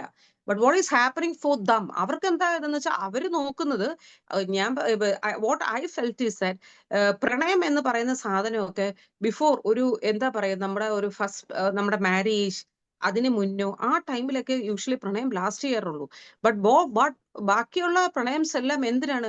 ദാറ്റ്സ് ഫോർ എന്തെങ്കിലുമൊക്കെ ഒരു നീഡ്സിന് വേണ്ടിയിട്ടായിരിക്കും, അപ്പുറം ഇപ്പുറമുള്ള എന്തെങ്കിലും നീഡ്സ്. അപ്പൊ ഫീമെയിൽസിന്റെ ഈ ഒരു സൈക്കോളജി ഗുഡ് ലിസണേഴ്സിനെ കിട്ടിക്കഴിഞ്ഞാൽ ഓപ്പൺ അപ്പ് എവറിത്തിങ്. അപ്പം അതുകൊണ്ട് എന്താ സംഭവിക്കുക? അപ്പൊ ഇവരെല്ലാം തുറന്നു പറയും. തുറന്ന് പറഞ്ഞു കഴിഞ്ഞിട്ട് വാട്ട് ഹാപ്പൻഡ് ഇസ് ദാറ്റ് ഒരു സ്റ്റേജിൽ എത്തിയെത്തുമ്പോൾ they will find that the new relationship is more dangerous. അപ്പം നമുക്കിത് സ്റ്റോപ്പ് ചെയ്യാൻ പറ്റത്തില്ല. അപ്പം എന്താ സംഭവിക്കുക? They will sweep out to either depression അല്ലെങ്കിൽ അഗ്രസീവ്നെസ്സിനോ ലോട്ടോ പോകാനാണ് സാധ്യത. അപ്പൊ ഇതിന് എന്താ ചെയ്യേണ്ടത്? What can we do for, what's remedy for that? Remedy എന്ന് പറഞ്ഞാൽ നമ്മുടെ കൂടെ ഉള്ള പാർട്ട്നേഴ്സിനകത്ത്, ഇപ്പൊ മെയിൽസിന് പലപ്പോഴും മനസ്സിലാകത്തില്ല എന്താണ് ഫീമെയിൽസിന് വേണ്ടതെന്ന് മനസ്സിലാകത്തില്ല. അവർക്ക് കുറെ കാര്യങ്ങൾ പറയാനുണ്ട്. അവര് ചെയ്ത അവര് ചെയ്തിട്ടുള്ള കാര്യങ്ങള് അതെല്ലാം അവർക്ക് ഇങ്ങനെ പറയാനുണ്ട്. അപ്പം അതുകൊണ്ടാണ് എന്ത് സംഭവിക്കും? What is happening in is chatting. എന്തുകൊണ്ടാണ് ലേഡീസ് മിക്കവാറും പോയി റിലേഷൻഷിപ്സിലൊക്കെ പെടുന്ന വിത്ത് ചാറ്റിംഗ് ആണ്. വൈ? ബിക്കോസ് ചാറ്റിംഗിൽ ഒരുപാട് കാര്യങ്ങൾ അവർക്ക് കമ്മ്യൂണിക്കേറ്റ് ചെയ്യാൻ പറ്റും. Communication that's very important four females. അപ്പം എന്താണ്, ടച്ച് ഈസ് ഓൾസോ ഇമ്പോർട്ടന്റ്. അതുപോലെ തന്നെയാണ് കമ്മ്യൂണിക്കേഷൻ. ഇപ്പൊ നമ്മള് വേറൊരാളോട് ഈ നമുക്ക് പറയേണ്ട കാര്യങ്ങളൊക്കെ കേൾക്കാനുള്ള ഒരാളോട് ഇപ്പൊ നമ്മൾ ചാറ്റിംഗിൽ കൂടെയൊക്കെ ചെയ്യുമ്പോൾ what happen? The happy hormones race ചെയ്യാണ്. നമ്മുടെ ഹാപ്പി ഹോർമോൺസ് ആയിട്ടുള്ള ഓക്സിറ്റോസിൻ ഒക്കെ ഭയങ്കരമായിട്ട് റേസ് ചെയ്യും ത്രൂ ചാറ്റിംഗ്. അപ്പൊ എന്ത് സംഭവിക്കും? ദേ will become more and more happy. അപ്പൊ എന്താവും? വീണ്ടും ആ ചാറ്റിംഗിലോട്ട് പോകാൻ പറ്റും. പക്ഷേ ഈ ആദ്യത്തെ ഉള്ളതിനേക്കാൾ ദുരന്തമായിരിക്കും രണ്ടാമത് വെക്കുന്ന റിലേഷൻഷിപ്സ് എന്ന് പറയുന്നത്. അപ്പം ഈ പറഞ്ഞ എല്ലാ കാര്യങ്ങൾക്കും നമുക്ക് പുറത്തേക്ക് പോകേണ്ട ആവശ്യമില്ല. All resource are within the home. ഹോമിനകത്ത് തന്നെ ഉണ്ട്. പക്ഷെ നമ്മൾ ഈ പറഞ്ഞ പോലെ പലപ്പോഴും നമുക്ക് ഈ ജ്ഞാനത്തിന്റെ കുറവുകൊണ്ടായിരിക്കും. അതായത് ഇപ്പൊ ചില ഇത് റിലേഷൻഷിപ്സ് നമ്മൾ കാണാറുണ്ട്. ഈ ഇടയ്ക്ക് ഒരു അലോപ്പതി ഒരു ഹോസ്പിറ്റൽ സൂപ്പറുണ്ട്. ആ ലേഡിയുടെ മകന്റെ കല്യാണം ഉറപ്പിച്ചു. അപ്പൊ ഫസ്റ്റ് കല്യാണം, ഇതിന് മുന്നേ ഒരു കല്യാണം ഉറപ്പിച്ചു. ആ പെൺകൊച്ച് എൻഗേജ്മെന്റ് കഴിഞ്ഞു. കല്യാണത്തിന് 2 ദിവസം മുന്നേ ചാടിപ്പോയി. ഹി ഹാഡ് എ ലവർ അയാളുടെ കൂടെ ചാടിപ്പോയി. അപ്പോ രണ്ടാമത് ഈ പെട്ടെന്ന് വാശിക്ക് വേണ്ടി നാട്ടുകാരുടെ മുമ്പിൽ നാണക്കേട് പാച്ചപ്പ് ചെയ്യാൻ വേണ്ടി അടുത്തൊരു കുട്ടിയെ കണ്ടെത്തി. മറ്റേതിനേക്കാളും ഭയങ്കര സൂപ്പറായിട്ട് കുട്ടിയെ കണ്ടെത്തി. പക്ഷേ ആ കുട്ടിക്ക് എന്ത് സംഭവിച്ചു? ദാറ്റ് ഗേൾ ഈസ് ഓൾസോ അപ്പൊ ആ കുട്ടിയുമായിട്ട് ഈ പയ്യൻ ചാറ്റൊക്കെ ചെയ്യുന്നുണ്ട്. പക്ഷേ ആ കുട്ടി പറഞ്ഞൊരു കാര്യം എന്താന്ന് വെച്ച് കഴിഞ്ഞാൽ, ഈ പയ്യൻ പറഞ്ഞ കാര്യം വെച്ചാൽ, എനിക്ക് ഈ കൊച്ചുമായിട്ട് സിങ്ക് ആവുന്നില്ല ഡോക്ടറെ.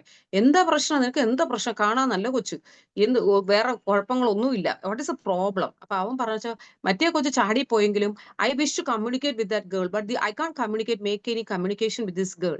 ഈ കുട്ടിയുമായിട്ട് പറ്റുന്നില്ല. എന്നാ പറഞ്ഞു. അപ്പൊ ഞാൻ ചോദിച്ചു എന്താ കാരണം എന്താ? അപ്പൊ ആ പയ്യൻ പറഞ്ഞ റീസൺ എന്ന് പറഞ്ഞാൽ എന്താണെന്നറിയത്തില്ല ഡോക്ടർ, എന്റെ വൈബുമായിട്ട് സെറ്റ് ആവുന്നില്ല, സിങ്ക് ആവുന്നില്ല. ഇങ്ങനെയാണ് അവൻ പറഞ്ഞത്. എനിക്ക് എന്റെ വൈബുമായിട്ട് സിങ്ക് ആവത്തില്ല. So I should break up this relationship. എനിക്ക് പറ്റത്തില്ല ഡോക്ടർ, ഈ പെൺകൊച്ചിനെ എനിക്ക് കെട്ടാൻ പറ്റത്തില്ല. They comes importance. അതായത് ഇപ്പൊ ഓരോരുത്തരുടെയും ഈ ഓപ്പോസിറ്റ് നിൽക്കുന്ന പാർട്ട്ണറിനെ റിസർച്ച് ചെയ്ത് നമ്മൾ തന്നെ മനസ്സിലാക്കേണ്ടിയിരിക്കുന്നു. അയാളുടെ ആവശ്യം എന്താണ്, അയാൾക്ക് ഏത് സെന്റർ ആണ് കൂടുതൽ ആക്റ്റീവ് ആവുന്നത്. ഇപ്പൊ ചില ആൾക്കാർക്കുണ്ട് ഫുഡ് ഭയങ്കര ഇമ്പോർട്ടന്റ് ആയിരിക്കും. അപ്പം ആ ഫുഡ് ടേസ്റ്റ് അവരുടെ എന്ന് പറയുമ്പോഴത്തേക്ക് എന്തായിരിക്കും, ലിംഗ്വിസ്റ്റിക് ആണ് കൂടുതൽ ആക്റ്റീവ് ആയിട്ടിരിക്കുന്നത്. അപ്പൊ ടേസ്റ്റ് ആണ് കൂടുതൽ താല്പര്യം. നല്ല ഫുഡ് വെച്ച് കൊടുത്താൽ ഭയങ്കര ഹാപ്പി ആവുന്ന കുറച്ച് ആൾക്കാരുണ്ട്. അപ്പൊ ഇതുപോലെ ഇതിൽ ഏത് സെന്റർ ആണോ ആക്റ്റീവ് ആയിട്ടിരിക്കുന്നത് ആ സെന്ററിനെ, ഇപ്പൊ നമ്മൾ കല്യാണം എന്ന് പറയുന്ന പ്രോസസ്സിനകത്ത് മിക്കവാറും ഫെയിൽ ആകുന്നത് അതുകൊണ്ടാണ്. അതായത് കല്യാണം എന്ന് പറയുന്ന പ്രോസസ്സിനകത്ത് വാട്ട് ഹാപ്പൻഡ് ഈസ് ദാറ്റ് നമ്മൾ ബാക്കിയുള്ള എക്കണോമിക് സ്റ്റാറ്റസ് ഓക്കെ ആണോ, അയാൾക്ക് ജീവിക്കാൻ പൈസ ഉണ്ടോ, പിന്നെ ബാക്കി കണ്ടീഷൻസ് ഒക്കെ ഓക്കെ ആണോ എങ്കിൽ കല്യാണം സെറ്റ് എന്നുള്ള രീതിയിലോട്ട് പോകുമ്പോൾ വരുന്ന ഏറ്റവും വലിയ പ്രശ്നം എന്താന്ന് വെച്ച് കഴിഞ്ഞാൽ ഈ പറയുന്ന ഒരു കാര്യങ്ങളും അല്ല അവിടെ ആപ്ലിക്കബിൾ ആയിട്ടുള്ളത്. ഈ പെൺകുട്ടിയുടെ ആവശ്യം എന്താണ്, പെൺകുട്ടിയുടെ സെന്റർ എന്താണ്. നിങ്ങളിപ്പോ ഇനി മക്കളുടെ കാര്യങ്ങൾ ഇതിനകത്തുള്ള ആൾക്കാരായാലും ഒക്കെ കുട്ടികളുടെ കാര്യങ്ങളൊക്കെ നോക്കുമ്പോൾ നമ്മൾ ഫസ്റ്റ് ചിന്തിക്കേണ്ടത് അതാണ്. ഇപ്പൊ ചില കുട്ടികൾ പറയും എനിക്ക് ആ പയ്യനെ തന്നെ വേണം. പക്ഷെ ആ കുട്ടിയുടെ എന്ന് വെച്ചാൽ ഒപ്റ്റിക് സെന്റർ ആണ് ആക്റ്റീവ് ആയിട്ടിരിക്കുന്നത്. അപ്പൊ കാഴ്ചയിലുള്ള ഭംഗി മാത്രമേ പയ്യന്റെ നോക്കുന്നുള്ളൂ. പക്ഷെ അപ്പുറം നിൽക്കുന്ന പയ്യൻ എന്തോ ആയിരിക്കും ഉദ്ദേശിക്കുന്നത്, ചിലപ്പോൾ ഈ കുട്ടിയുടെ ജോലിയോ സാമ്പത്തിക നേട്ടങ്ങളോ വല്ലതും ആയിരിക്കും. അപ്പോ ഈ പറഞ്ഞ കാര്യങ്ങൾ പാച്ചപ്പ് ആയിട്ട് നമ്മൾ പോയില്ലെങ്കിൽ എന്താ സംഭവിക്കുക, ഈ പറഞ്ഞ കണക്ക് കല്യാണം കഴിച്ച് കുറെ കഴിയുമ്പോൾ sweep on to mid life crisis. 30-ൽ തുടങ്ങിക്കൊണ്ടിരുന്ന മിഡ് ലൈഫ് ക്രൈസിസ് ഇപ്പൊ 25, 26, 28 മുതൽ മിഡ് ലൈഫ് ക്രൈസിസ് സ്റ്റാർട്ട് ചെയ്യാണ്. നമ്മൾ വിചാരിക്കുന്നതിലും അപ്പുറത്തോട്ടുള്ള ഡിപ്രഷൻ സിംറ്റംസ് ഇതിനകത്ത് കാണിച്ചുകൊണ്ടിരിക്കുന്നത്. അപ്പോ ഞാൻ പറഞ്ഞു വന്നതെന്ന് വെച്ചാൽ നമുക്ക് വീട്ടിനകത്ത് തന്നെ ഈ മിഡ് ലൈഫ് ക്രൈസിസിനെ മാനേജ് ചെയ്യാൻ നമുക്ക് പറ്റും. With medicines also we can medicine support ഞാൻ പറയാം. പക്ഷേ മെഡിസിൻ സപ്പോർട്ടിനെക്കാട്ടിലും ഭയങ്കര ഇമ്പോർട്ടൻ്റ് ആയിട്ടുള്ള കാര്യം എന്ന് വെച്ചാൽ ഫീമെയിൽസിന് കൊടുക്കേണ്ട സാധനം ഫീമെയിൽസിനും, മെയിൽസിന് കൊടുക്കേണ്ട സാധനം മെയിൽസിനും കൊടുക്കണം. ഇപ്പൊ ചില ആൾക്കാർ വന്ന് പറയും ഡോക്ടറെ പിന്നെ ഡോക്ടറെ അങ്ങേർക്ക് മറ്റേ സെന്റർ ഭയങ്കര ആക്റ്റീവ് ആകാട്ടോ ഡോക്ടറെ, അത് ഇച്ചിരി കുറയ്ക്കണം. അപ്പൊ ഡോക്ടർ ഹോമിയോ മരുന്ന് വല്ലതും കൊടുത്ത് അങ്ങനെ മറ്റേ സെന്റർ ഒന്ന് ശരിയാക്കി എടുക്കണം, അങ്ങനെ ഇച്ചിരി കൂടുതലാ എന്നൊക്കെ പറഞ്ഞ് വരുന്ന ലേഡീസ് ഉണ്ട്.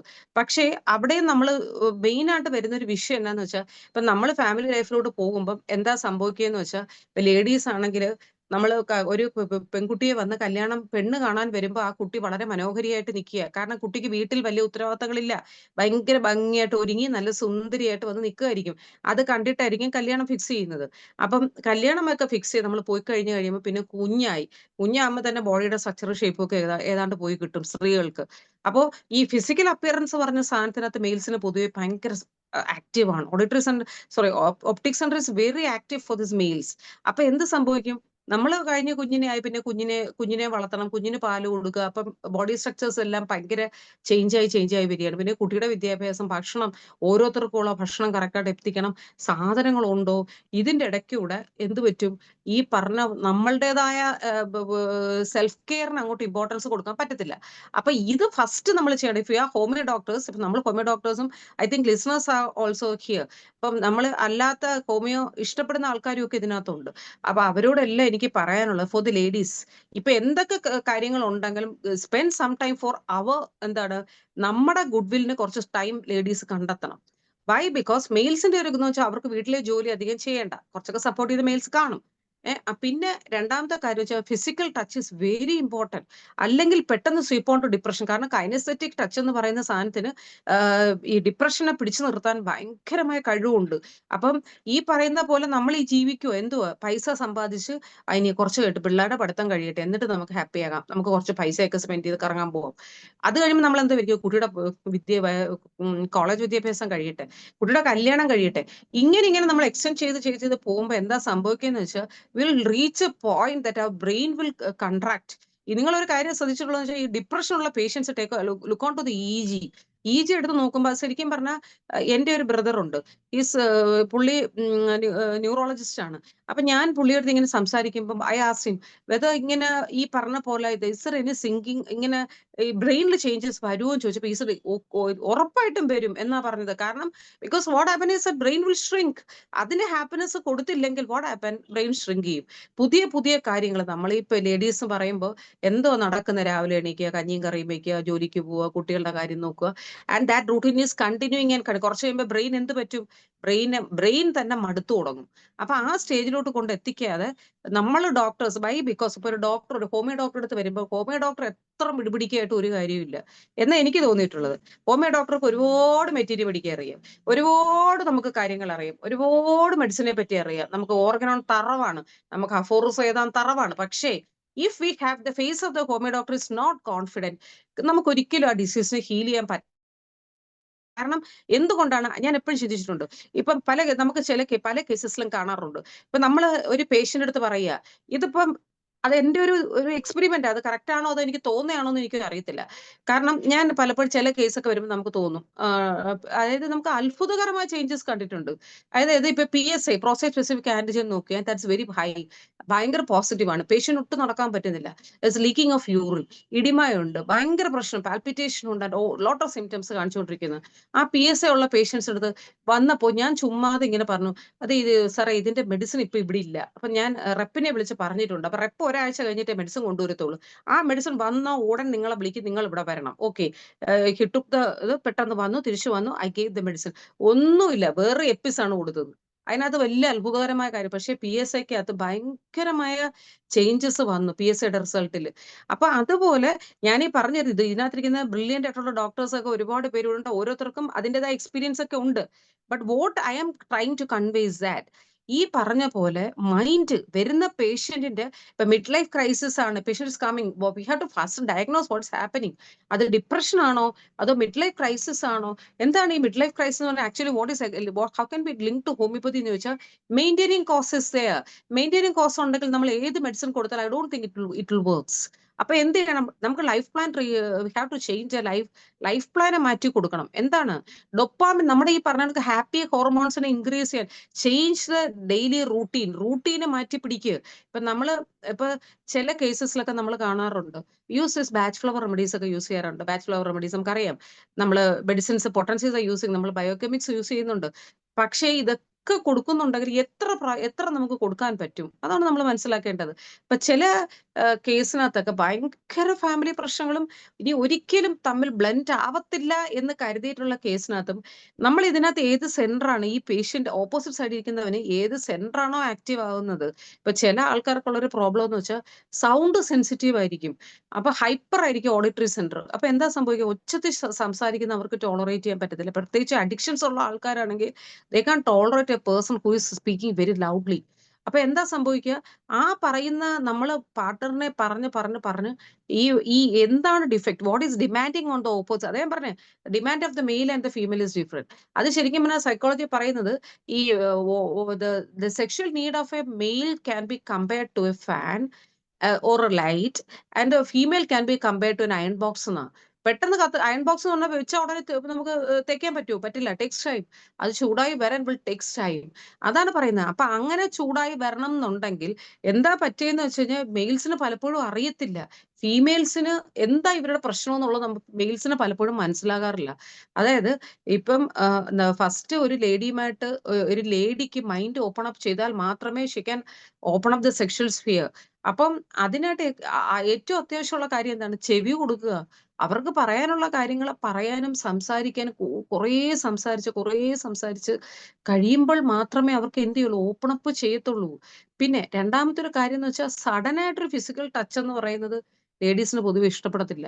ലേഡീസ് പറഞ്ഞാൽ വളരെ സുഖകരമായിട്ട് സ്നേഹമായിട്ട് ഭയങ്കര കിട്ടിയാൽ, പിന്നെ മാത്രമല്ല they would need a security feeling. ഇപ്പൊ നമുക്കൊരു ക്രൈസിസ് വന്നു, കുടുംബത്തിലുള്ളവരെല്ലാം നമ്മളെ ഒറ്റപ്പെടുത്താൻ നിൽക്കുമ്പോൾ അവരുടെ കൂടെ നിന്ന് ഒറ്റപ്പെടുത്തുന്ന ഒരാളുമായിട്ട് സെക്ഷൽ റിലേഷൻഷിപ്പിന് ഒരു ഫീമെയിലിന് പറ്റത്തില്ല. അപ്പൊ അത് ടാക്ട്ഫുൾ ആയിട്ട് കൈകാര്യം ചെയ്യുന്ന ഒരു പാർട്ണറാണ് ഓപ്പോസിറ്റ് സൈഡ് നിൽക്കുന്നതെങ്കിൽ ഈ പറഞ്ഞ വലിയ ഇഷ്യൂസ് ഇല്ല, നമുക്ക് പ്രശ്നത്തിന് സോൾവ് ചെയ്ത് പോകാൻ പറ്റും. പിന്നെ രണ്ടാമതായിട്ട് വേണ്ട ഒരു കാര്യം എന്ന് വെച്ചാൽ കെയർ ആണ്. കെയർ എന്ന് പറയുന്ന പെണ്ണുങ്ങൾക്കെന്ന് പറഞ്ഞാൽ ഇപ്പം ഈ പറഞ്ഞ കണക്ക് ചിലപ്പോൾ നമ്മൾ പലപ്പോഴും പല മെയിൽസും വന്ന് പറയാറുണ്ട്, ഡോക്ടറെ എന്തോ ഡോക്ടറെ എന്ത് കുറവാ ഇവക്ക് ഞാൻ വരുത്തുന്നത്, ഇവള് ചോദിക്കുമ്പോൾ ഞാൻ പൈസ കൊടുക്കുന്നു, ഇവള് എന്ത് പറഞ്ഞാലും ഞാൻ വാങ്ങിച്ചു കൊടുക്കുന്നു, കറങ്ങാൻ പോകണമെന്ന് പറഞ്ഞാൽ കറങ്ങാൻ കൊണ്ടുപോകുന്നു, ഫുഡ് വേണമെന്ന് പറഞ്ഞാൽ മേടിച്ചു കൊടുക്കുന്നു, 50,000 രൂപ സാരി മേടിച്ചു കൊടുക്കുന്നു, എല്ലാം ചെയ്യുന്നു, പക്ഷെ ഇവള് ഹാപ്പി അല്ല. എന്തോ ഡോക്ടർ ഇത് എന്തോ ഞാൻ ഇനി എന്ത് ചെയ്യണം എന്ന് പറയും. ഞാൻ കഷ്ടപ്പെടുകയാണ് കിടന്ന്. ഇന്നും വന്നൊരു കേസ്, കൗൺസിലിങ്ങിന് വന്നതാണ്. വൈഫ് ആകെപ്പാടെ കിളി അടിച്ചു പോയി. ചോദിച്ചപ്പോഴേക്കും ഹസ്ബൻഡ് പുള്ളി ഈ പറഞ്ഞ കണക്ക് പുള്ളിയുടേതായ ബുദ്ധിമുട്ടുകൾ കൊണ്ട് രാവിലെ 4 മണിക്ക് ജോലിക്ക് പോകണം. പുള്ളി തിരിച്ചെത്തുമ്പോഴത്തേക്ക് വൈകുന്നേരം 6:30 7 മണിയാവും. വെളുപ്പാൻകാലത്ത് എഴുന്നേറ്റ് പോകുന്ന ഉറക്കം കാരണമായി കയറി കിടന്നുറങ്ങും. ഇവർക്ക് ഡിപ്രഷനും ആൻസൈറ്റിയും ആകെ പ്രോബ്ലം തന്നെ. അപ്പൊ അതിൽ നിന്നൊക്കെ നമുക്ക് ചെയ്യേണ്ട ഒരു കാര്യം എന്താണെന്ന് വെച്ച് കഴിഞ്ഞാൽ, നമ്മൾ തന്നെ ലേഡീസ് എന്ന് പറയുമ്പോഴത്തേക്ക് ഈ പറഞ്ഞ ലേഡീസ് ആണ് ഇതിൽ കൂടുതൽ മുൻകൈ എടുക്കേണ്ടത്. കാരണം മെയിൽസ് കുറേയൊക്കെ പുറത്തു പോകുന്നുണ്ട്, ഫീമെയിൽസ് ആണ് ലോക്ക്ഡ് ഇൻസൈഡ് ദ റൂം. അപ്പൊ അതിനകത്തിരുന്നുകൊണ്ട് നമുക്ക് സെൽഫ് ലവ്, നമ്മുടെ ഗുഡ് വില്ല്, നമ്മളുടെ ഡെവലപ്മെന്റിന് വേണ്ടിയുള്ള ടൈം കുറച്ച് സ്പെൻഡ് ചെയ്യണം. ഇനി നമുക്ക് പതുക്കെ കുറച്ച് മെഡിസിൻസിലോട്ടൊക്കെ നമുക്കൊന്ന് സ്വിച്ച് ഓൺ ചെയ്യാം. ഓക്കെ, ഞാൻ സംസാരിക്കുന്നതൊക്കെ ക്ലിയർ ആണോ? സ്പീഡ് വല്ലതും കൂടി പോകുന്നോ എന്തോ എന്ത് അവസ്ഥയിലാണെന്ന് അറിയത്തില്ല. ഉറങ്ങിയോ എല്ലാരും? കുഴപ്പമില്ല, കാര്യങ്ങൾ നന്നായിട്ട് തന്നെ പോകുന്നു. ഓക്കെ. എല്ലാരും ഉണ്ടോ അതോ ഉറങ്ങിപ്പോയോ എല്ലാരും? എല്ലാരും ഉണ്ട്. എല്ലാരും ഉണ്ട്. Okay, fine. അപ്പൊ ഞാൻ പറഞ്ഞു വരുന്ന വെച്ചാൽ ഈ പറഞ്ഞ ഒരു ടോപ്പിക്കിനകത്ത് ഭയങ്കര ഇമ്പോർട്ടൻസ് ഉണ്ട്. അതായത് ഫീമെയിൽസിന്റെ ഓരോരോ കാര്യങ്ങൾ. അപ്പൊ കൂടുള്ള പാർട്ണർ എപ്പോഴും ചെയ്യേണ്ടത് വെച്ചാൽ നമ്മൾ പലപ്പോഴും വന്ന് പല സ്ത്രീകളും വന്ന് പറയാറുണ്ട്, എന്താണ് ഞാൻ പറഞ്ഞില്ലേ, ഐ ഹാഡ് എ കേസ്, ഒരു SBI യുടെ ജനറൽ മാനേജറിന്റെ വൈഫ് ഒരു 2 വീക്സ് ബാക്ക് വേൾഡ് ടൂർ പോയി. 2 വീക്സ് കഴിഞ്ഞപ്പോ ഗ്യാസ് ഊറ്റി എടുക്കാൻ വന്ന ആളുടെ കൂടെ ചാടിപ്പോയി. അപ്പൊ നമ്മൾ ആലോചിക്കും, ഈശ്വര ഇതെന്ത് തലയ്ക്ക് വല്ല അസുഖം ഉണ്ടോ ഈ പെൺകൊച്ചിന്, ഇത് എന്ത് ഇങ്ങനെ ചെയ്തത്? പക്ഷെ what is happening is that, ഞാൻ പറഞ്ഞില്ലേ, ആ ഗ്യാസ് ഊറ്റി ചിലപ്പം ഭയങ്കര ഗുഡ് ലിസണർ ആയിരുന്നു കാണും. ആ കൊച്ചു പറഞ്ഞു, എനിക്ക് വേണ്ടതൊന്നും എന്റെ ഹസ്ബൻഡ് തന്നില്ല, കുറെ പൈസ തന്നാ മതിയോ? ഇങ്ങനെയാണ് നമ്മുടെ മുന്നിൽ എപ്പോഴും പ്രസന്റ് ചെയ്ത് വരുന്നത്. പക്ഷേ അവിടെ ഉള്ള ഒരു പ്രശ്നം എന്നാ വെച്ചാൽ, ഈ പറഞ്ഞ കണക്ക് ഈ ലേഡീസിന്റെ 2-3 കാര്യങ്ങൾ ഞാൻ പറഞ്ഞത് കണക്ക്, ഇപ്പം ഒരു പാർട്ട്ണർ ലോയൽ അല്ല. ഇപ്പം ഒരു പാർട്ട്ണറിന് എന്തെങ്കിലും ഒരു ഇമ്മോറൽ റിലേഷൻഷിപ്സ് ഇപ്പറേ സൈഡിൽ നിൽക്കുന്ന ലേഡി കണ്ടെത്തി കഴിഞ്ഞാൽ, lady can't go on with sexual റിലേഷൻഷിപ്പോ അല്ലെങ്കിൽ നല്ലൊരു റിലേഷൻഷിപ്പ് ബിൽഡ് ചെയ്ത് പോകാൻ പറ്റത്തില്ല. ബിക്കോസ് എന്തുകൊണ്ടാണ് subconscious mind of the females are move active. അതാണ് അതിന്റെ ആൻസർ.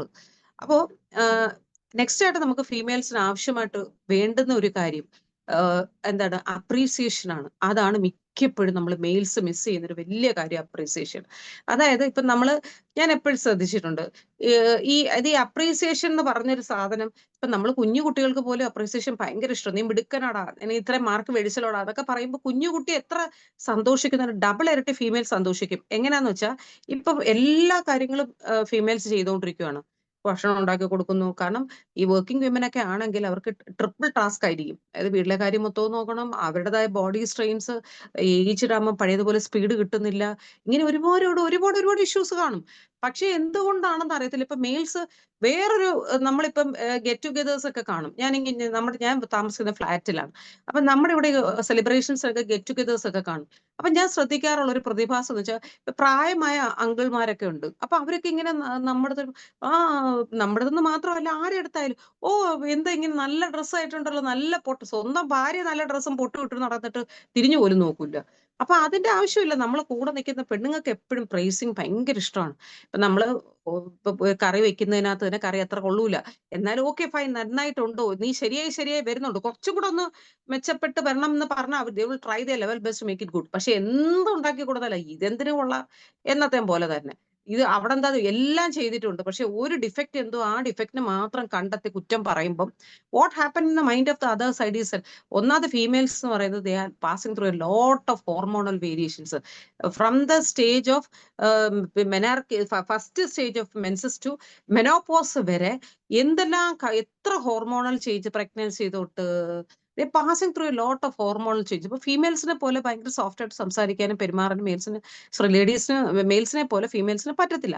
സോ അത്രയും സപ്പോർട്ട് കൊടുത്ത് കൂടെ നിൽക്കുന്ന പാർട്ട്നേഴ്സിനകത്ത് അത്രയും റോളുണ്ട്. പക്ഷേ അത് പലപ്പോഴും ഇപ്പൊ മനസ്സിലാക്കുന്നില്ല. അപ്പൊ എല്ലാരും ചോദിക്കും, എന്ത് മിഡ് ലൈഫ് ക്രൈസിസ് പണ്ടില്ലായിരുന്നോ? മിഡ് ലൈഫ് ക്രൈസിസ് ഇപ്പൊ എന്താ പൊട്ടിമുളച്ചു വന്ന സാധനമാണോ? അല്ല.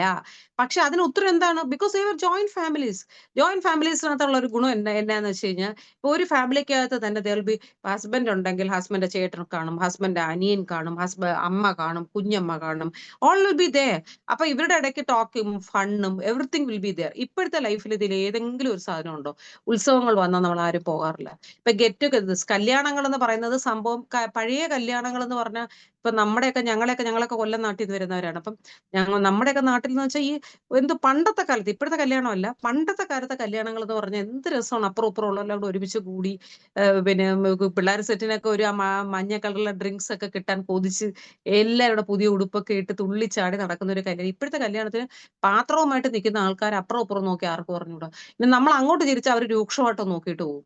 അപ്പൊ ഇങ്ങനെ പറയുന്ന ഓരോ കാര്യം, നമ്മുടെ ചിരി, നമ്മുടെ ഫണ്ണ്, ഇത്രയും കാര്യങ്ങളോട് നമ്മൾ ഭയങ്കരമായിട്ട് ഫോക്കസ് ചെയ്തേ പറ്റുള്ളൂ. കാരണം രോഗങ്ങളിലോട്ട് പോകുന്നു എന്നുള്ളതിനെക്കാട്ടി പ്രധാനം വെച്ചാൽ ഡിപ്രഷൻ. ഈ ഡിപ്രഷൻ എന്ന് പറഞ്ഞൊരു സാധനം, മിഡ് ലൈഫ് ക്രൈസിസ് എന്ന് പറയുന്നത് ചില പേര് പറയുന്നെങ്കിൽ ഇറ്റ്സ് ആക്ച്വൽ ഡിപ്രഷൻ ആണത്.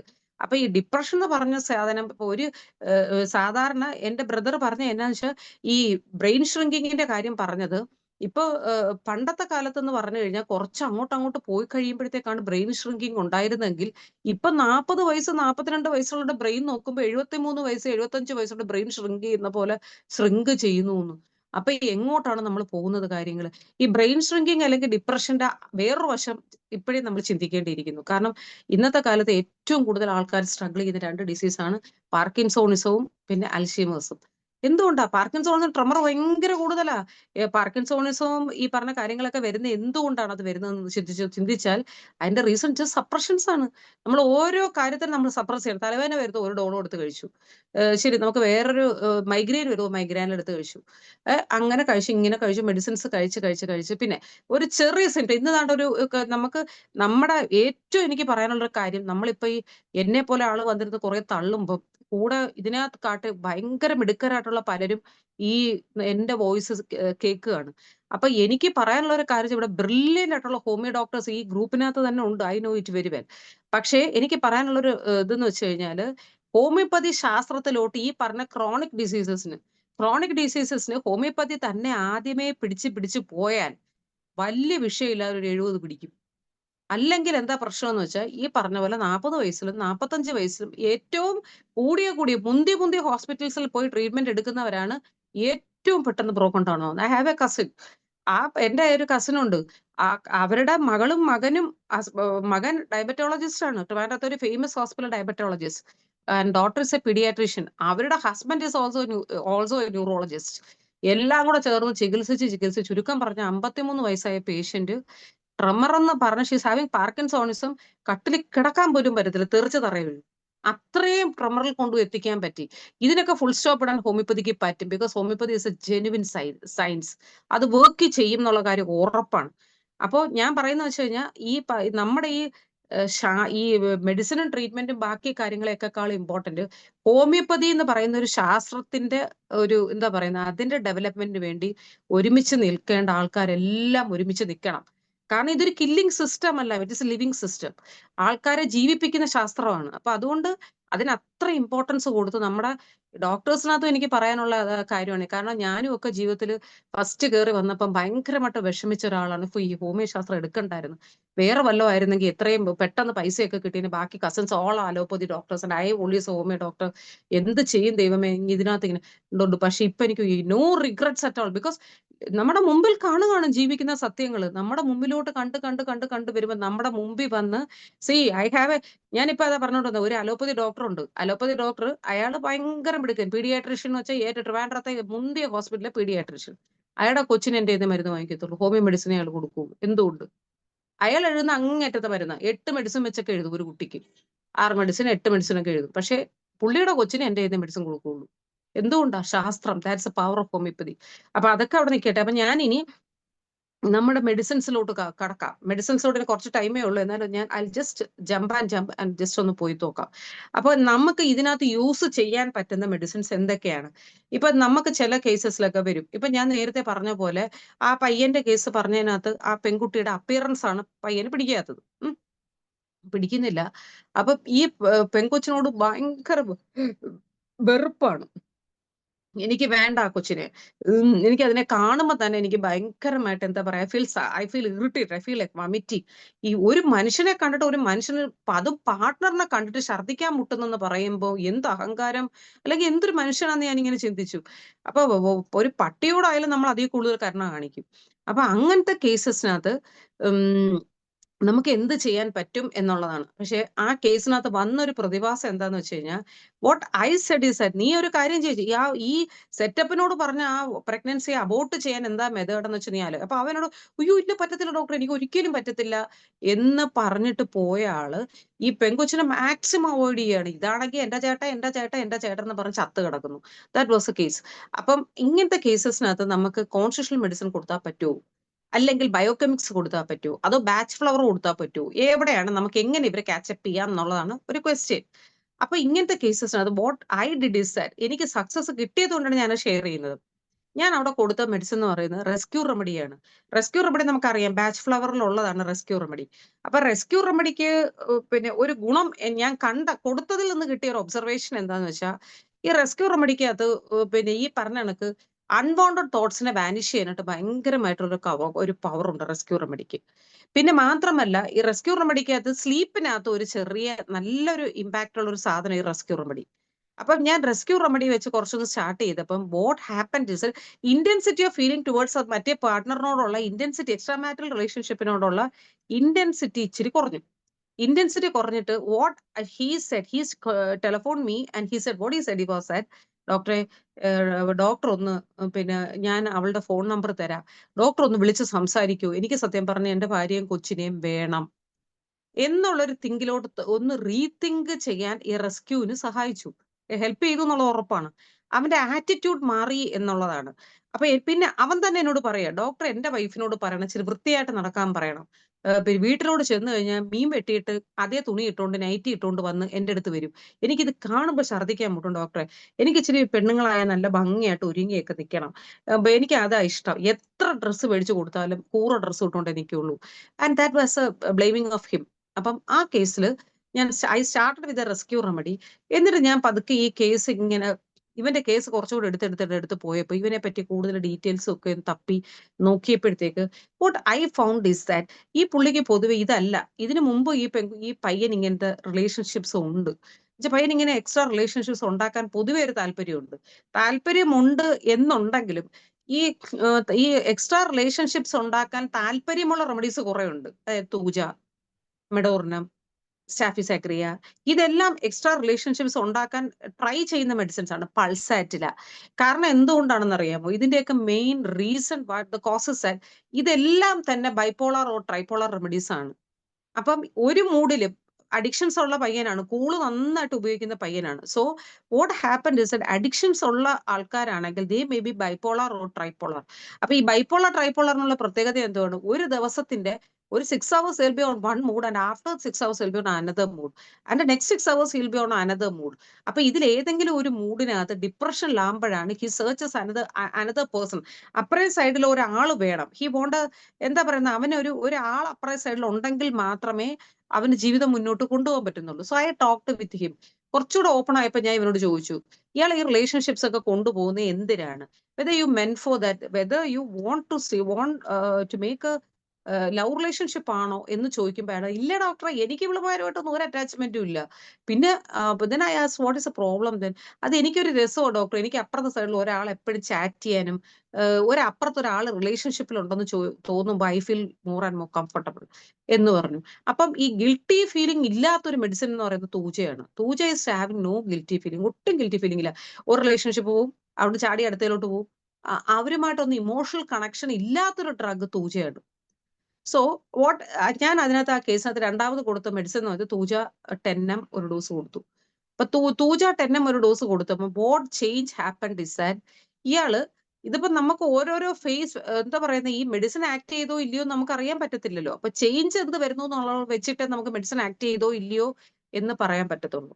അപ്പൊ ഞാൻ ആ കേസിൽ തൂജ കൊടുത്തപ്പോൾ ദ വൈഫ് കോൾഡ് മീ, എന്നോട് പറഞ്ഞതെന്ന് വെച്ചാൽ, ഇയാള് വേറെ എവിടെയോ ഒരു സ്ഥലത്ത് ബിസിനസ് എന്ന് പറഞ്ഞാണ് പോയിരുന്നിട്ട് ഈ പെണ്ണുമ്പിളായിട്ട് റിലേഷൻഷിപ്പ് ഒക്കെ ഉണ്ടാക്കിയത്. അപ്പം അവിടുന്ന് വരത്തേ ഇല്ല. അവിടെ ഭയങ്കര തിരക്ക്, ഭയങ്കര തിരക്ക്. പടക്കത്തിന്റെ ബിസിനസ്സാണ് അയാൾക്ക്. അപ്പം പിന്നെ തമിഴ്നാട്ടിൽ പോന്നു, അവിടെ പോന്നു, ഇവിടെ പോന്നു എന്ന് പറഞ്ഞ് വീട്ടിലേ വരത്തില്ല. പൈസ മാത്രം കൊണ്ടു കൊടുക്കും. ആഴ്ച ചെലവിനുള്ള പൈസയും മീനും വാങ്ങിച്ചു കൊടുത്തിട്ട് പോകും. ഇങ്ങനെയുടെ പരിപാടി. പക്ഷെ ഇയാള് he started coming back to the home on Fridays. കൊച്ചിനെ കാണാൻ വന്നു തുടങ്ങി. അപ്പം ഫ്രൈഡേ വന്നു, he'll stay for up to Monday and he'll go off. അപ്പം ഇങ്ങനെ നമുക്ക് ചേഞ്ചസ് വരുത്താൻ ആ കേസിനകത്ത് പറ്റി. ആൻഡ് ഈ പയ്യൻ പറഞ്ഞൊരു കാര്യം എന്ന് വെച്ച് കഴിഞ്ഞാല്, ഡോക്ടർ എനിക്ക് ഉറങ്ങാൻ കഴിയുന്നില്ല ഡോക്ടർ, കണ്ണടച്ചു കഴിഞ്ഞാൽ അപ്പോഴേ എനിക്ക് ഈ കാര്യങ്ങളെല്ലാം കൂടെ എന്റെ തലയിലോട്ട് കയറി വരുന്നു doctor, so what I should do എന്ന് പറഞ്ഞിട്ട് ഈ പയ്യൻ ഇങ്ങനെ പറയുകയാണ്. അപ്പൊ എനിക്ക് എങ്ങനെയെങ്കിലും ഒന്ന് ഉറങ്ങി കിട്ടിയാൽ മതി ഡോക്ടർ, ഞാൻ സ്ലീപ്പിംഗ് പില്ല് കഴിച്ചിട്ട് പോലും ഞാൻ ഉറങ്ങുന്നില്ല. സൈക്കാട്രിസ്റ്റിനെ കണ്ടു, സ്ലീപ്പ് ലൊസാറിലൊക്കെ കൊടുത്തിട്ടുണ്ട്, പക്ഷെ ഹി കാൺ സ്ലീപ്പ് എന്ന് പറഞ്ഞിട്ട് പുള്ളി ഇങ്ങനെ വിഷമിച്ച് പറയുകയാണ്. സോ അപ്പൊ ആ ഒരു കേസ് വന്ന് അങ്ങനത്തെ ഒരു അവസ്ഥയിൽ വന്നപ്പോ അത് again I use A batch flower ഏതാ ഒഴിച്ചോ വൈറ്റ് ചെസ്റ്റ്നട്ട് കൊടുത്തിരുന്നു. അപ്പൊ വൈറ്റ് ചെസ്റ്റ്നട്ട് പിന്നെ നമ്മുടെ പിന്നെ വലിയ 1 ലിറ്റർ ഇതിനകത്ത് ചേർത്ത് കൊടുക്കാനായിട്ട് ഞാൻ പറഞ്ഞു. അപ്പം അതിനകത്തും കുറേ ചേഞ്ചസ് വന്നു. He started sleeping up to 3 hours, പിന്നെ 4 hours ആയി, പിന്നെ 5 hours, അങ്ങനെ ഭയങ്കര ചേഞ്ചസ് ആ പേഴ്സണിൽ വന്നു തുടങ്ങി. പിന്നെ നമുക്ക് ഈ പറഞ്ഞ പോലെ പിന്നെ നമുക്ക് ഇതിനകത്ത് മെഡിസിൻ കൊടുക്കാൻ പറ്റുന്ന വെച്ചാൽ then we can go on with the ബയോകെമിക്സ് വെച്ച് കൊടുത്തിട്ട് നമുക്ക് സപ്പോർട്ട് ചെയ്യാം. പിന്നെ നമ്മൾ കോൺസ്റ്റുറൽ റെമഡി കൊടുത്തു. ഇങ്ങനത്തെ കേസസിനകത്ത് ഒരു പ്രോബ്ലം എന്നാന്ന് വെച്ചാൽ, ഞാൻ സാധാരണ അക്യൂട്ട് കേസസിനകത്ത് ഒരുപാട് മരുന്ന് ഞാനും ഉപയോഗിക്കാറുണ്ട്. പക്ഷെ ക്രോണിക് കേസസ് നമുക്ക് ഇതുപോലത്തെ കേസസ് ഒക്കെ വരുമ്പം ഇത് നമ്മൾ പുറത്ത് പറഞ്ഞ ആരെങ്കിലും വിശ്വസിക്കുമോ എന്ന് എനിക്ക് അറിയത്തില്ല. പക്ഷെ ഇറ്റ്സ് ഹാപ്പനിങ്. കാരണം നമ്മൾ the medicine is correct, medicine അത്രയ്ക്ക് പക്കയാണ്, അല്ലെങ്കിൽ ഒരു വിധമെങ്കിലും കറക്റ്റ് ആണ്. നമ്മൾ ചൂസ് ചെയ്യുന്ന മെഡിസിൻ, ആ മെഡിസിൻ അത്രയും നമ്മൾ പഠിക്കേണ്ടിയിരിക്കുന്നു. കാരണം ഇതിനകത്ത് വരുന്ന ഏറ്റവും വലിയൊരു കുഴപ്പമെന്ന് വെച്ചാൽ, നമ്മുടെ റൈറ്റേഴ്സ് ഓരോരുത്തരും തന്നെ നമ്മുടെ ഈ മെഡിസിനെ പല രീതിയിലും പിക്ചറൈസ് ചെയ്യുന്നുണ്ട്. ഒരു റൈറ്റർ പറയുന്ന പിക്ചറൈസേഷൻ ആയിരിക്കത്തില്ല മറ്റൊരു റൈറ്റർ പറയുന്ന പിക്ചറൈസേഷൻ. അപ്പം പക്ഷെ എന്നിരുന്നാലും നമുക്ക് ഈ പറഞ്ഞ ആ മെറ്റീരിയൽ മെഡിക്കയിലോട്ടും, അതേപോലെ ഞാൻ പറഞ്ഞുള്ള നിങ്ങൾക്ക് എല്ലാവർക്കും അറിയാം, പക്ഷെ അലൻസ് കീനോട്ടിനോട്ടും ഒക്കെ നമ്മൾ ഒരു ദിവസം പോലും നമ്മുടെ അലൻസ് കീനോട്ട് മാറ്റി വെക്കരുത്. കാരണം ഒരു പോയിന്റെങ്കിലും നമുക്ക് എവിടെന്നെങ്കിലും അവരുടെ വർത്താനത്തിൽ നമുക്ക് അലൻസ് കീനോട്ടിൽ നിന്ന് കിട്ടും. അധികം നമുക്ക് മെഡിസിനിലോട്ട് പോയിട്ട് പിന്നെ നമുക്ക് ഡീപ്പായിട്ട് റിസർച്ച് ചെയ്ത് ഏത് മെഡിസിൻ ആണോ വരുന്നത് ആ ഡ്രഗ് നമുക്ക് കൊടുക്കാൻ പറ്റും. അപ്പം ആ കേസ് അങ്ങനെ കൊടുത്തു. പിന്നെ ഇതിനകത്ത് വന്ന അടുത്തൊരു പ്രശ്നം എന്ന് വെച്ചാൽ, ഇപ്പൊ നമ്മൾ മെഡിസിൻ കൊടുക്കുമ്പോൾ എപ്പോഴും നമുക്ക് വരാറുള്ള പ്രശ്നം വെച്ചാൽ, ഒരാളെ കിട്ടത്തുള്ളൂ. ഒരാൾ വന്ന് ഒരാളായിരിക്കും intensity of the relationship is on the hands of 1 person. മറ്റേ പേഴ്സൺ അത്ര എന്താ പറയുന്നത് സ്ട്രോങ് ആയിരിക്കത്തില്ല, ഈ റിലേഷൻഷിപ്പിൽ അത്ര ഇന്റൻസിറ്റി ഓഫ് റിലേഷൻഷിപ്പ് ആയിരിക്കത്തില്ല. അപ്പോ ഇങ്ങനെ വരുന്ന കേസസിനകത്ത് അപ്പൊ എന്താ സംഭവിക്കുക, ഈ പാർട്ണർ അപ്പറേ സൈഡിൽ നിൽക്കുന്ന ലേഡീസ് പൊതുവെ തളർന്നു പോകും കുറച്ച് കഴിയുമ്പോൾ. ഈ ഹസ്ബൻഡ് ലോയൽ അല്ല എന്ന് അറിയുമ്പോഴത്തേക്ക് വൈഫുമാർക്ക് വട്ടാവും. വട്ടെന്ന് വെച്ചാൽ എക്സ്ട്രീം വട്ട്. നമ്മൾ ശരിക്കും പറഞ്ഞാൽ ഈ വട്ടിന്റെ വളരെ പൂർണ്ണമായ ഒരു അവസ്ഥയെ നമുക്ക് കാണാൻ പറ്റും. ഇത് ബ്ലെയിം ചെയ്യാൻ പറ്റത്തില്ല. എന്ത് ചെയ്താലും അവര് ഫോളോ അപ്പ് ചെയ്തുകൊണ്ടിരിക്കും, ജസ്റ്റ് ലൈക്ക് പോലീസിങ്. ആ ഒരു അവസ്ഥയെ പെൺകുട്ടിയുടെ മൈൻഡ് എത്തും ഇൻ കേസ് ഓഫ് അൺലോയൽ സിറ്റുവേഷൻസ് വരുമ്പോ. അത് പെൺകുട്ടിയെ കുറ്റം പറഞ്ഞിട്ട് ഒരു കാര്യമില്ല. അപ്പൊ അങ്ങനത്തെ സിറ്റുവേഷൻസ് വരുമ്പോൾ we have to support the ladies also. കാരണം നമ്മളിപ്പോ പറയുമ്പോ സംശയ രോഗമാണോ, അതെങ്കിൽ ആ കുട്ടിക്ക് ഉടനെ suspicious, it is right Lachesis.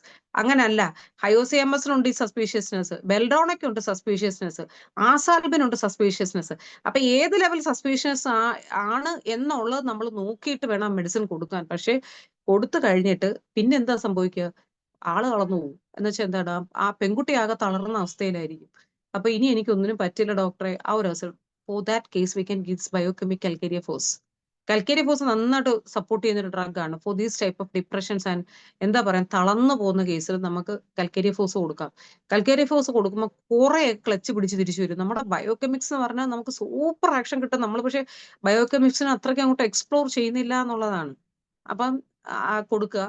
എന്നിട്ട് നമ്മൾ എന്ത് ചെയ്യണം, we just watch it. And മിക്കവാറും ഇങ്ങനത്തെ കേസസിനകത്ത് എന്ത് സംഭവിക്കും നമുക്കറിയാം. We have a lot of glands ഉണ്ട്, ഗ്രന്ഥികൾ നമുക്കുണ്ടല്ലോ. ഇപ്പൊ നമുക്ക് ഈ ശരിക്കും പറഞ്ഞാൽ ആയുർവേദവും അലോപ്പതിയും ഹോമിയോയും എല്ലാം കൂടെ ലിങ്ക്ഡ് ആയിട്ട് യൂസ് ചെയ്താൽ മാത്രമേ നമുക്ക് കൺസൾട്ടേഷൻ കറക്റ്റ് ആവത്തുള്ളൂ. ഇപ്പൊ വിശുദ്ധി ഗ്രന്ഥി, തൈറോയ്ഡ് ഗ്ലാൻഡ്, പിന്നെ നമുക്കറിയാം ഓരോരോ ഗ്രന്ഥിക്കും ഓരോരോ ചക്രാസിനും അതിൻ്റെതായ ഇമ്പോർട്ടൻസ് ഉണ്ട്. അപ്പൊ ഇങ്ങനെയുള്ള കേസസിൽ ആദ്യം ഏത് അടിച്ചു പോകും, തൈറോയ്ഡ് ഉറപ്പാ എപ്പോൾ അടിച്ചു പോയി എന്ന് ചോദിച്ചാൽ മതി. കാരണം എന്താ, തോട്ട്സിൽ പ്യൂരിറ്റി പോയി. So what happen, first affecting gland is thyroid. അപ്പൊ എന്താ സംഭവിക്കുക, നമ്മൾ തൈറോയിഡിന് ചെക്കിങ്സ് നോക്കണം. അതേപോലെ ഇങ്ങനത്തെ കേസസിനകത്ത് എനിക്ക് വണ്ടർഫുൾ ആക്ഷൻ കിട്ടിയിട്ടുള്ള ഒരു സാധനം അയഡമാണ്. അയഡത്തിന് ഈ പറഞ്ഞ പോലെ ഈ ഹോർമോണൽ ഇംബാലൻസുകളെയൊക്കെ ഒന്ന് പിടിച്ച് നേരെ നിർത്താനുള്ള കഴിവ് ഭയങ്കരമായിട്ടുണ്ട്. അതേപോലെ തന്നെ വി ക്യാൻ യൂസ് ദിസ് തൈറോയിഡിനകത്ത് ഈ ഒരു ലെവലിൽ എത്തിയിട്ട് they will become more aggressive and don't adjust to any situations. ആ ലെവലിൽ ആ പെൺകുട്ടി എത്തും. And that situations we can use this തൈറോയിഡിന്. ഓക്കെ, എനിക്ക് തോന്നുന്നു സമയം തീരാറായെന്ന് തോന്നുന്നു. ഓക്കെ, ലെറ്റ് us find എന്തെങ്കിലും ആർക്കെങ്കിലും ചോദിക്കാൻ വല്ലതും ഉണ്ടെങ്കിൽ ആസ്ക്. അങ്ങനെ നമ്മുടെ 3/4 മണിക്കൂർ നമ്മളൊന്നും അറിയാതെ അങ്ങ് കടന്നുപോയി. ഇനി നമുക്കത് 6 മിനിറ്റാണുള്ളത്. ആർക്കെങ്കിലും ഈ കേട്ടതിൽ നിന്ന് എന്തെങ്കിലും സംശയം ചോദിക്കാനുണ്ടെങ്കിൽ ഹാൻഡ് റൈസ് ചെയ്യാവുന്നതാണ്. അതേപോലെ എനിക്ക് ഒരു കാര്യം കൂടെ പറയാനുള്ളത് വെച്ചാൽ എനിക്ക് ഇപ്പൊ മറിയമ്മ മാഡത്തിനെയൊക്കെ ഞാൻ പറഞ്ഞോളൂ ഗുരുസ്ഥാനത്ത് കാണുന്നവരാ. Mariyamma madam, Dhanesh sir, Manoj sir. Manoj sir എന്ന് വെച്ചാൽ ഞാൻ പറഞ്ഞില്ലേ, നമ്മൾ സാർ ഇപ്പോഴും ഡിപ്പാർട്ട്മെന്റിലുണ്ട്. ഞങ്ങളെ പോലെ ഇങ്ങനെ ചെയ്യാൻ നിൽക്കുന്നവരെ പ്രോത്സാഹിപ്പിക്കുന്ന വേറെ ഡോക്ടർ കാണുന്നത്. സാറ് ഡോക്ടറെ ചെയ്യ്, ഒരു കുഴപ്പമില്ല, ഞങ്ങളൊക്കെ പുറകിലുണ്ട്, നിത്യ ഡോക്ടർ ചെയ്തോ എന്ന് പറഞ്ഞ് നമ്മളെ ഭയങ്കരമായിട്ട് സപ്പോർട്ട് ചെയ്യുമ്പോൾ നമുക്ക് ഹോമിയോപ്പതിക്ക് ഈ പറഞ്ഞൊക്കെ നമ്മളൊക്കെ എന്ന് വെച്ചാൽ എന്റെയൊക്കെ ഒരു മൈൻഡ് സെറ്റപ്പ് എന്ന് വെച്ചാൽ നമ്മൾ ഹോമിയോപ്പതിക്ക് വേണ്ടി ഇറങ്ങി തിരിച്ചവരാണ്. അപ്പോൾ നമ്മുടെ ഈ കുടുംബം മീൻസ് ഇത് ഹോമിയോപ്പതി ഫാമിലി എന്ന് പറയുമ്പോൾ തന്നെ IFPH എന്ന് പറയുന്ന ഭയങ്കര ആശ്വാസമാണ് ആലോചിക്കുമ്പോൾ തന്നെ. പറയുമ്പോൾ മാഡത്തിനെ കണ്ടപ്പോൾ തന്നെ ഭയങ്കര സന്തോഷം. എന്തായാലും അത് വളരെ സന്തോഷമുണ്ട് ഡോക്ടറെ. ധനേഷ് ഡോക്ടർ ഹാൻഡ് റൈസ് ചെയ്തിട്ടുണ്ട്. തീർച്ചയായും വളരെ അതിഗംഭീരമായ ഒരു ഒഴുക്ക് തന്നെയായിരുന്നു. കാരണം നമ്മൾ ഈ മിഡ് ലൈഫിൽ നിത്യം കണ്ടുവരുന്ന കുറേ പ്രശ്നങ്ങൾ തന്നെയാണ്. ഈ പല ആൾക്കാരും നമ്മുടെ മുമ്പിൽ വരുന്നത് ഈ പറഞ്ഞ പോലെ ഡോക്ടർ എനിക്ക് വയറ്റിൽ ഭയങ്കര എരിച്ചിലാണ്, അല്ലെങ്കിൽ തലയ്ക്ക് ഭയങ്കര മരവിപ്പാണ്, അല്ലെങ്കിൽ ഇതിന്റെ പൊരുൾ തേടി നമ്മൾ ചെല്ലുമ്പോൾ ഈ പറഞ്ഞ പലപ്പോഴും നമ്മൾ അവരുടെ ബെഡ്റൂമിലും അല്ലെങ്കിൽ അവരുടെ മറ്റ് സ്ഥലങ്ങളിലും ആയിരിക്കും എത്തിച്ചേരുന്നത്. കാരണം ഓരോ പ്രശ്നങ്ങൾക്കും ഉറവിടം ഇതുപോലുള്ള കാരണങ്ങൾ തന്നെയായിരിക്കും. പക്ഷെ ആ കാരണങ്ങൾ ട്രേസ് നമ്മൾ ഈ എക്സ്റ്റേണൽ ആയിട്ട് കാണുന്ന കഴിഞ്ഞ ദിവസം തന്നെ സാറ് പറഞ്ഞ external manifestation of internal disorder എന്നാണ് ഒരു സബ്ജക്റ്റ് തന്നെ ഇട്ടത്. രോഗാവസ്ഥ എന്നാണ് ഞാനത് മലയാളത്തിൽ പരിഭാഷ ചെയ്തത്. സാറിനത് എങ്ങനെ പറയണമെന്ന് അറിയില്ലായിരുന്നു. അപ്പം അത് തന്നെയാണ് ഇവിടെ നമുക്ക് പലപ്പോഴും കണ്ടുവരുന്നത്. കാരണം ഇങ്ങനെയുള്ള കേസുകളിൽ ഉള്ളിലോട്ട് നമ്മൾ പ്രവേശിക്കുമ്പോൾ മാത്രമാണ് അതിന്റെ കാരണങ്ങൾ കണ്ടുപിടിക്കുകയും പിന്നെ നമ്മൾ ഒത്തിരി ഉപദേശിക്കുമ്പോൾ ചിലപ്പോൾ അത് കുളവായെന്നിരിക്കും. കാരണം ഉപദേശം കേട്ടും അടുത്തവരായിരിക്കും നമ്മുടെ മുമ്പിൽ ഇരിക്കുന്നത്. അപ്പൊ അവര് പറയാനുള്ളത് കേട്ട് കഴിയുമ്പോൾ അല്ലെ അവർ ആരോടും പറയാത്ത പല രഹസ്യങ്ങളും നമ്മളോട് ഒരുപക്ഷെ പറയും. അപ്പൊ അങ്ങനെ പറയുമ്പോൾ നമുക്ക് അതിൽ നിന്ന് കാര്യങ്ങൾ മനസ്സിലാകും. അപ്പൊ ഇന്ന് ഒരു പേഷ്യന്റ് എൻ്റെ ക്ലിനിക്കിൽ വന്ന് പുള്ളി വന്നപ്പോഴത്തേക്ക് പുള്ളിയുടെ പ്രശ്നം ഡോക്ടറെ എനിക്ക് അൾസറാണ്, അതിൻ്റെ കൊളോണോസ്കോപ്പി എല്ലാം ചെയ്ത് എൻഡോസ്കോപ്പിയും കൊളോണോസ്കോപ്പിയും ഒക്കെ ചെയ്ത റിപ്പോർട്ടെല്ലാം ഉണ്ട്. എൻ്റെ കഴുത്തിന് വേണ്ടി MRI ചെയ്തു. ഇതെല്ലാം ചെയ്ത റിപ്പോർട്ടുമായിട്ടാണ് പുള്ളി വരുന്നത്. പക്ഷെ കേസ് എടുത്തു വന്നപ്പോൾ ഇപ്പൊ 8-7 വർഷത്തോളമായി എനിക്ക് അസുഖങ്ങൾ തുടങ്ങിയിട്ട്. അപ്പൊ ഞാൻ ചോദിച്ചു 7 വർഷം മുമ്പ് എന്താണ് സംഭവിച്ചത്? ഡോക്ടറെ അതിനു മുമ്പ് നിങ്ങൾ ആരൊക്കെ ഉണ്ട് വീട്ടിൽ? ഞാൻ ഒറ്റയ്ക്കാണ്. അപ്പൊ ഭാര്യ എന്ത് ചെയ്യും? അവൾ എന്നെ ഡൈവേഴ്സ് ചെയ്ത് പോയി. ഞാൻ ചോദിച്ചു അതെന്താ കാര്യം? അത് അവളുടെ ഞങ്ങൾക്കൊരു കുട്ടി ഉണ്ടായി, കുട്ടിക്ക് ഹൈഡ്രോസെഫാലസ് ആയിരുന്നു, ആ കുട്ടി മരിച്ചുപോയി. ഈ മരിച്ചു പോയതിൻ്റെ അടുത്ത ദിവസം ഇവള് വീട്ടിൽ നിന്ന് എടുത്തു ഓടുകയാണ് ചെയ്തത്. ശരിക്കും അവൾക്ക് അതുകൊണ്ട് ശരിക്ക് മാനസിക നില കൈവിട്ടു പോയി. പക്ഷെ അതിന് മുമ്പും പ്രശ്നങ്ങളുണ്ടായിരുന്നു. അപ്പൊ ഞാൻ ഇയാളുടെ വീട്ടിലെ ഇയാളുടെ അച്ഛനെ അമ്മയെ കുറിച്ച് വിചാരിച്ചപ്പോൾ അതാണ് ഏറ്റവും വലിയൊരു ട്രാജഡി. ഇയാള് ഭയങ്കരമായിട്ട് ഇയാൾ കുഞ്ഞായിരുന്നപ്പോൾ തന്നെ ഇയാളൊരു വലിയൊരു റെഡ്ഡിയാർ ഫാമിലിയിൽ ഉണ്ടായ ആളാണ്, അയ്യർ ഫാമിലിയിൽ ഉണ്ടായ ആളാണ്.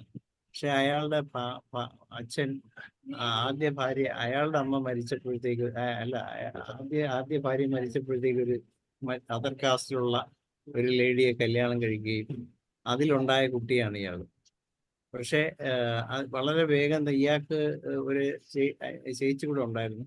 അപ്പൊ അതിനുശേഷം പെട്ടെന്ന് ഇവരുടെ ഭാര്യ മരിച്ചുപോയി, അതായത് ഇയാളുടെ അമ്മ മരിച്ചുപോയി. അപ്പൊ ഇയാൾ വലിയൊരു ഓഫീസർ പോസ്റ്റിൽ ഇരിക്കുകയാണ്, ഒരു വലിയ പ്രൈവറ്റ് കമ്പനിയിലെ അക്കൗണ്ടന്റ് ആണ്. അപ്പൊ അതുകൊണ്ട് തന്നെ ഇവരെ വേറൊരു സ്ഥലത്ത് വളർത്താൻ ഏൽപ്പിച്ചു. അത് കഴിഞ്ഞ് കുറച്ച് കഴിഞ്ഞപ്പോഴത്തേക്ക് അമ്മ മരിച്ചു കഴിഞ്ഞപ്പോഴത്തേക്ക് ഇയാളെ ആരൊക്കെയോ ഒക്കെയാണ് വളർത്തിയത്.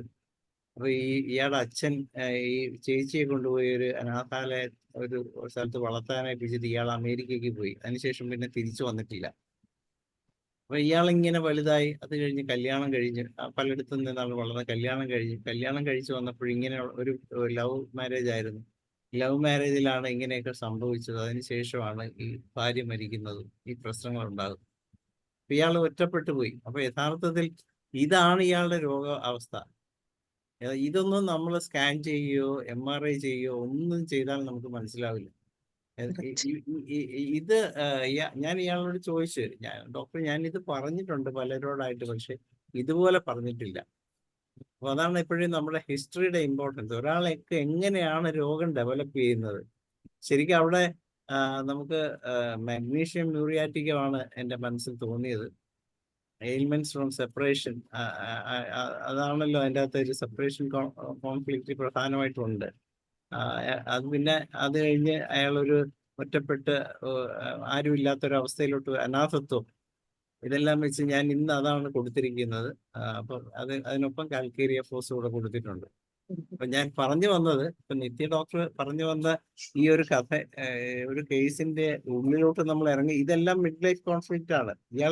ഞാൻ അയാളോട് പറഞ്ഞു, ഇനി താൻ ഒറ്റയ്ക്ക് ജീവിച്ചിട്ട് കാര്യമില്ല. 41 വയസ്സേ ഉള്ളൂ. അയാളെ കണ്ടാൽ ഒരു 55 വയസ്സ് പ്രായം തോന്നിക്കും. ഇപ്പോഴത്തെ അയാളുടെ അവസ്ഥ അതാണ്. അപ്പൊ അതുകൊണ്ട് തന്നെ ഞാൻ പറഞ്ഞു, ഇയാളുടെ സെറ്റപ്പ് ഒക്കെ ഒന്ന് മാറ്റണം, രാവിലെ നേരത്തെ എഴുന്നേക്കണം, എക്സർസൈസ് ചെയ്യണം, താടിയൊക്കെ വലിച്ച് നേരെ വൃത്തിയായിട്ട് നടക്കണം, പിന്നെ പറ്റുമെങ്കിൽ ഒരു കല്യാണം കഴിക്കണം. 1 വർഷത്തിനകം തന്നെ ഇയാൾ ഒരു കല്യാണം കഴിച്ച്, അല്ലെങ്കിൽ ഇയാളുടെ മുമ്പിൽ കുറെ ലൈഫ് കിടക്കുകയാണ്, അത് പാഴാക്കരുത്. അപ്പം അയാൾ അങ്ങനെ അല്ല, കൂട്ടിന് ഇപ്പൊ നമുക്ക് ഒരാളെ കൂടെ നിർത്തണമെങ്കിൽ തന്നെ ഇന്നത്തെ കാലത്ത് ഒരു വീട്ടിൽ ഒരാളെ നിർത്തണമെങ്കിൽ തന്നെ മാസം ഒരു 20,000 to 30,000 കൊടുക്കണം. ഒരു ഭാര്യയാണെങ്കിൽ ഈ ചെലവില്ലല്ലോ. അപ്പൊ ഇതുപോലുള്ള കേസുകളിൽ നമ്മൾ ചെല്ലേണ്ടതിന്റെ പ്രസക്തിയാണ് ഇന്ന് നിത്യ ഡോക്ടർ നമ്മൾ കാണിച്ചത്.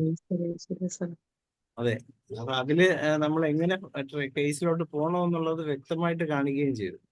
അപ്പൊ അത് ഇങ്ങനെയുള്ള കേസ് സ്റ്റഡീസ് ആണ് നമുക്ക് ഹോമിയോപ്പതിയിൽ നമുക്ക് ഒരു വ്യക്തിമുദ്ര അല്ലെങ്കിൽ ഒരു ഹാൾമാർക്ക് ഉണ്ടാക്കാൻ ഏറ്റവും നല്ലതെന്ന് പറയാൻ വേണ്ടിയാണ് ഞാൻ അനലൈസ് ചെയ്തതും അഭിനന്ദനങ്ങൾ പറയുകയും കൂടിയാണ്. Thank you sir. നന്ദി ധനേഷ് ഡോക്ടറെ. നമുക്ക് സമയം 10:31. ഡോക്ടർ നന്ദി കൂടെ പറയാമോ? ഇത് നമുക്ക് വേറെ ആരെങ്കിലും കൂടെ ഒന്ന് വിളിക്കാമല്ലോ. അല്ലെ, ഷാജി കുടിയൻ ഡോക്ടർ ഉണ്ട്, വൈസ് പ്രസിഡന്റ്. ഷാജി കുടിയൻ ഡോക്ടർ ഒന്ന് സംസാരിക്കുമോ?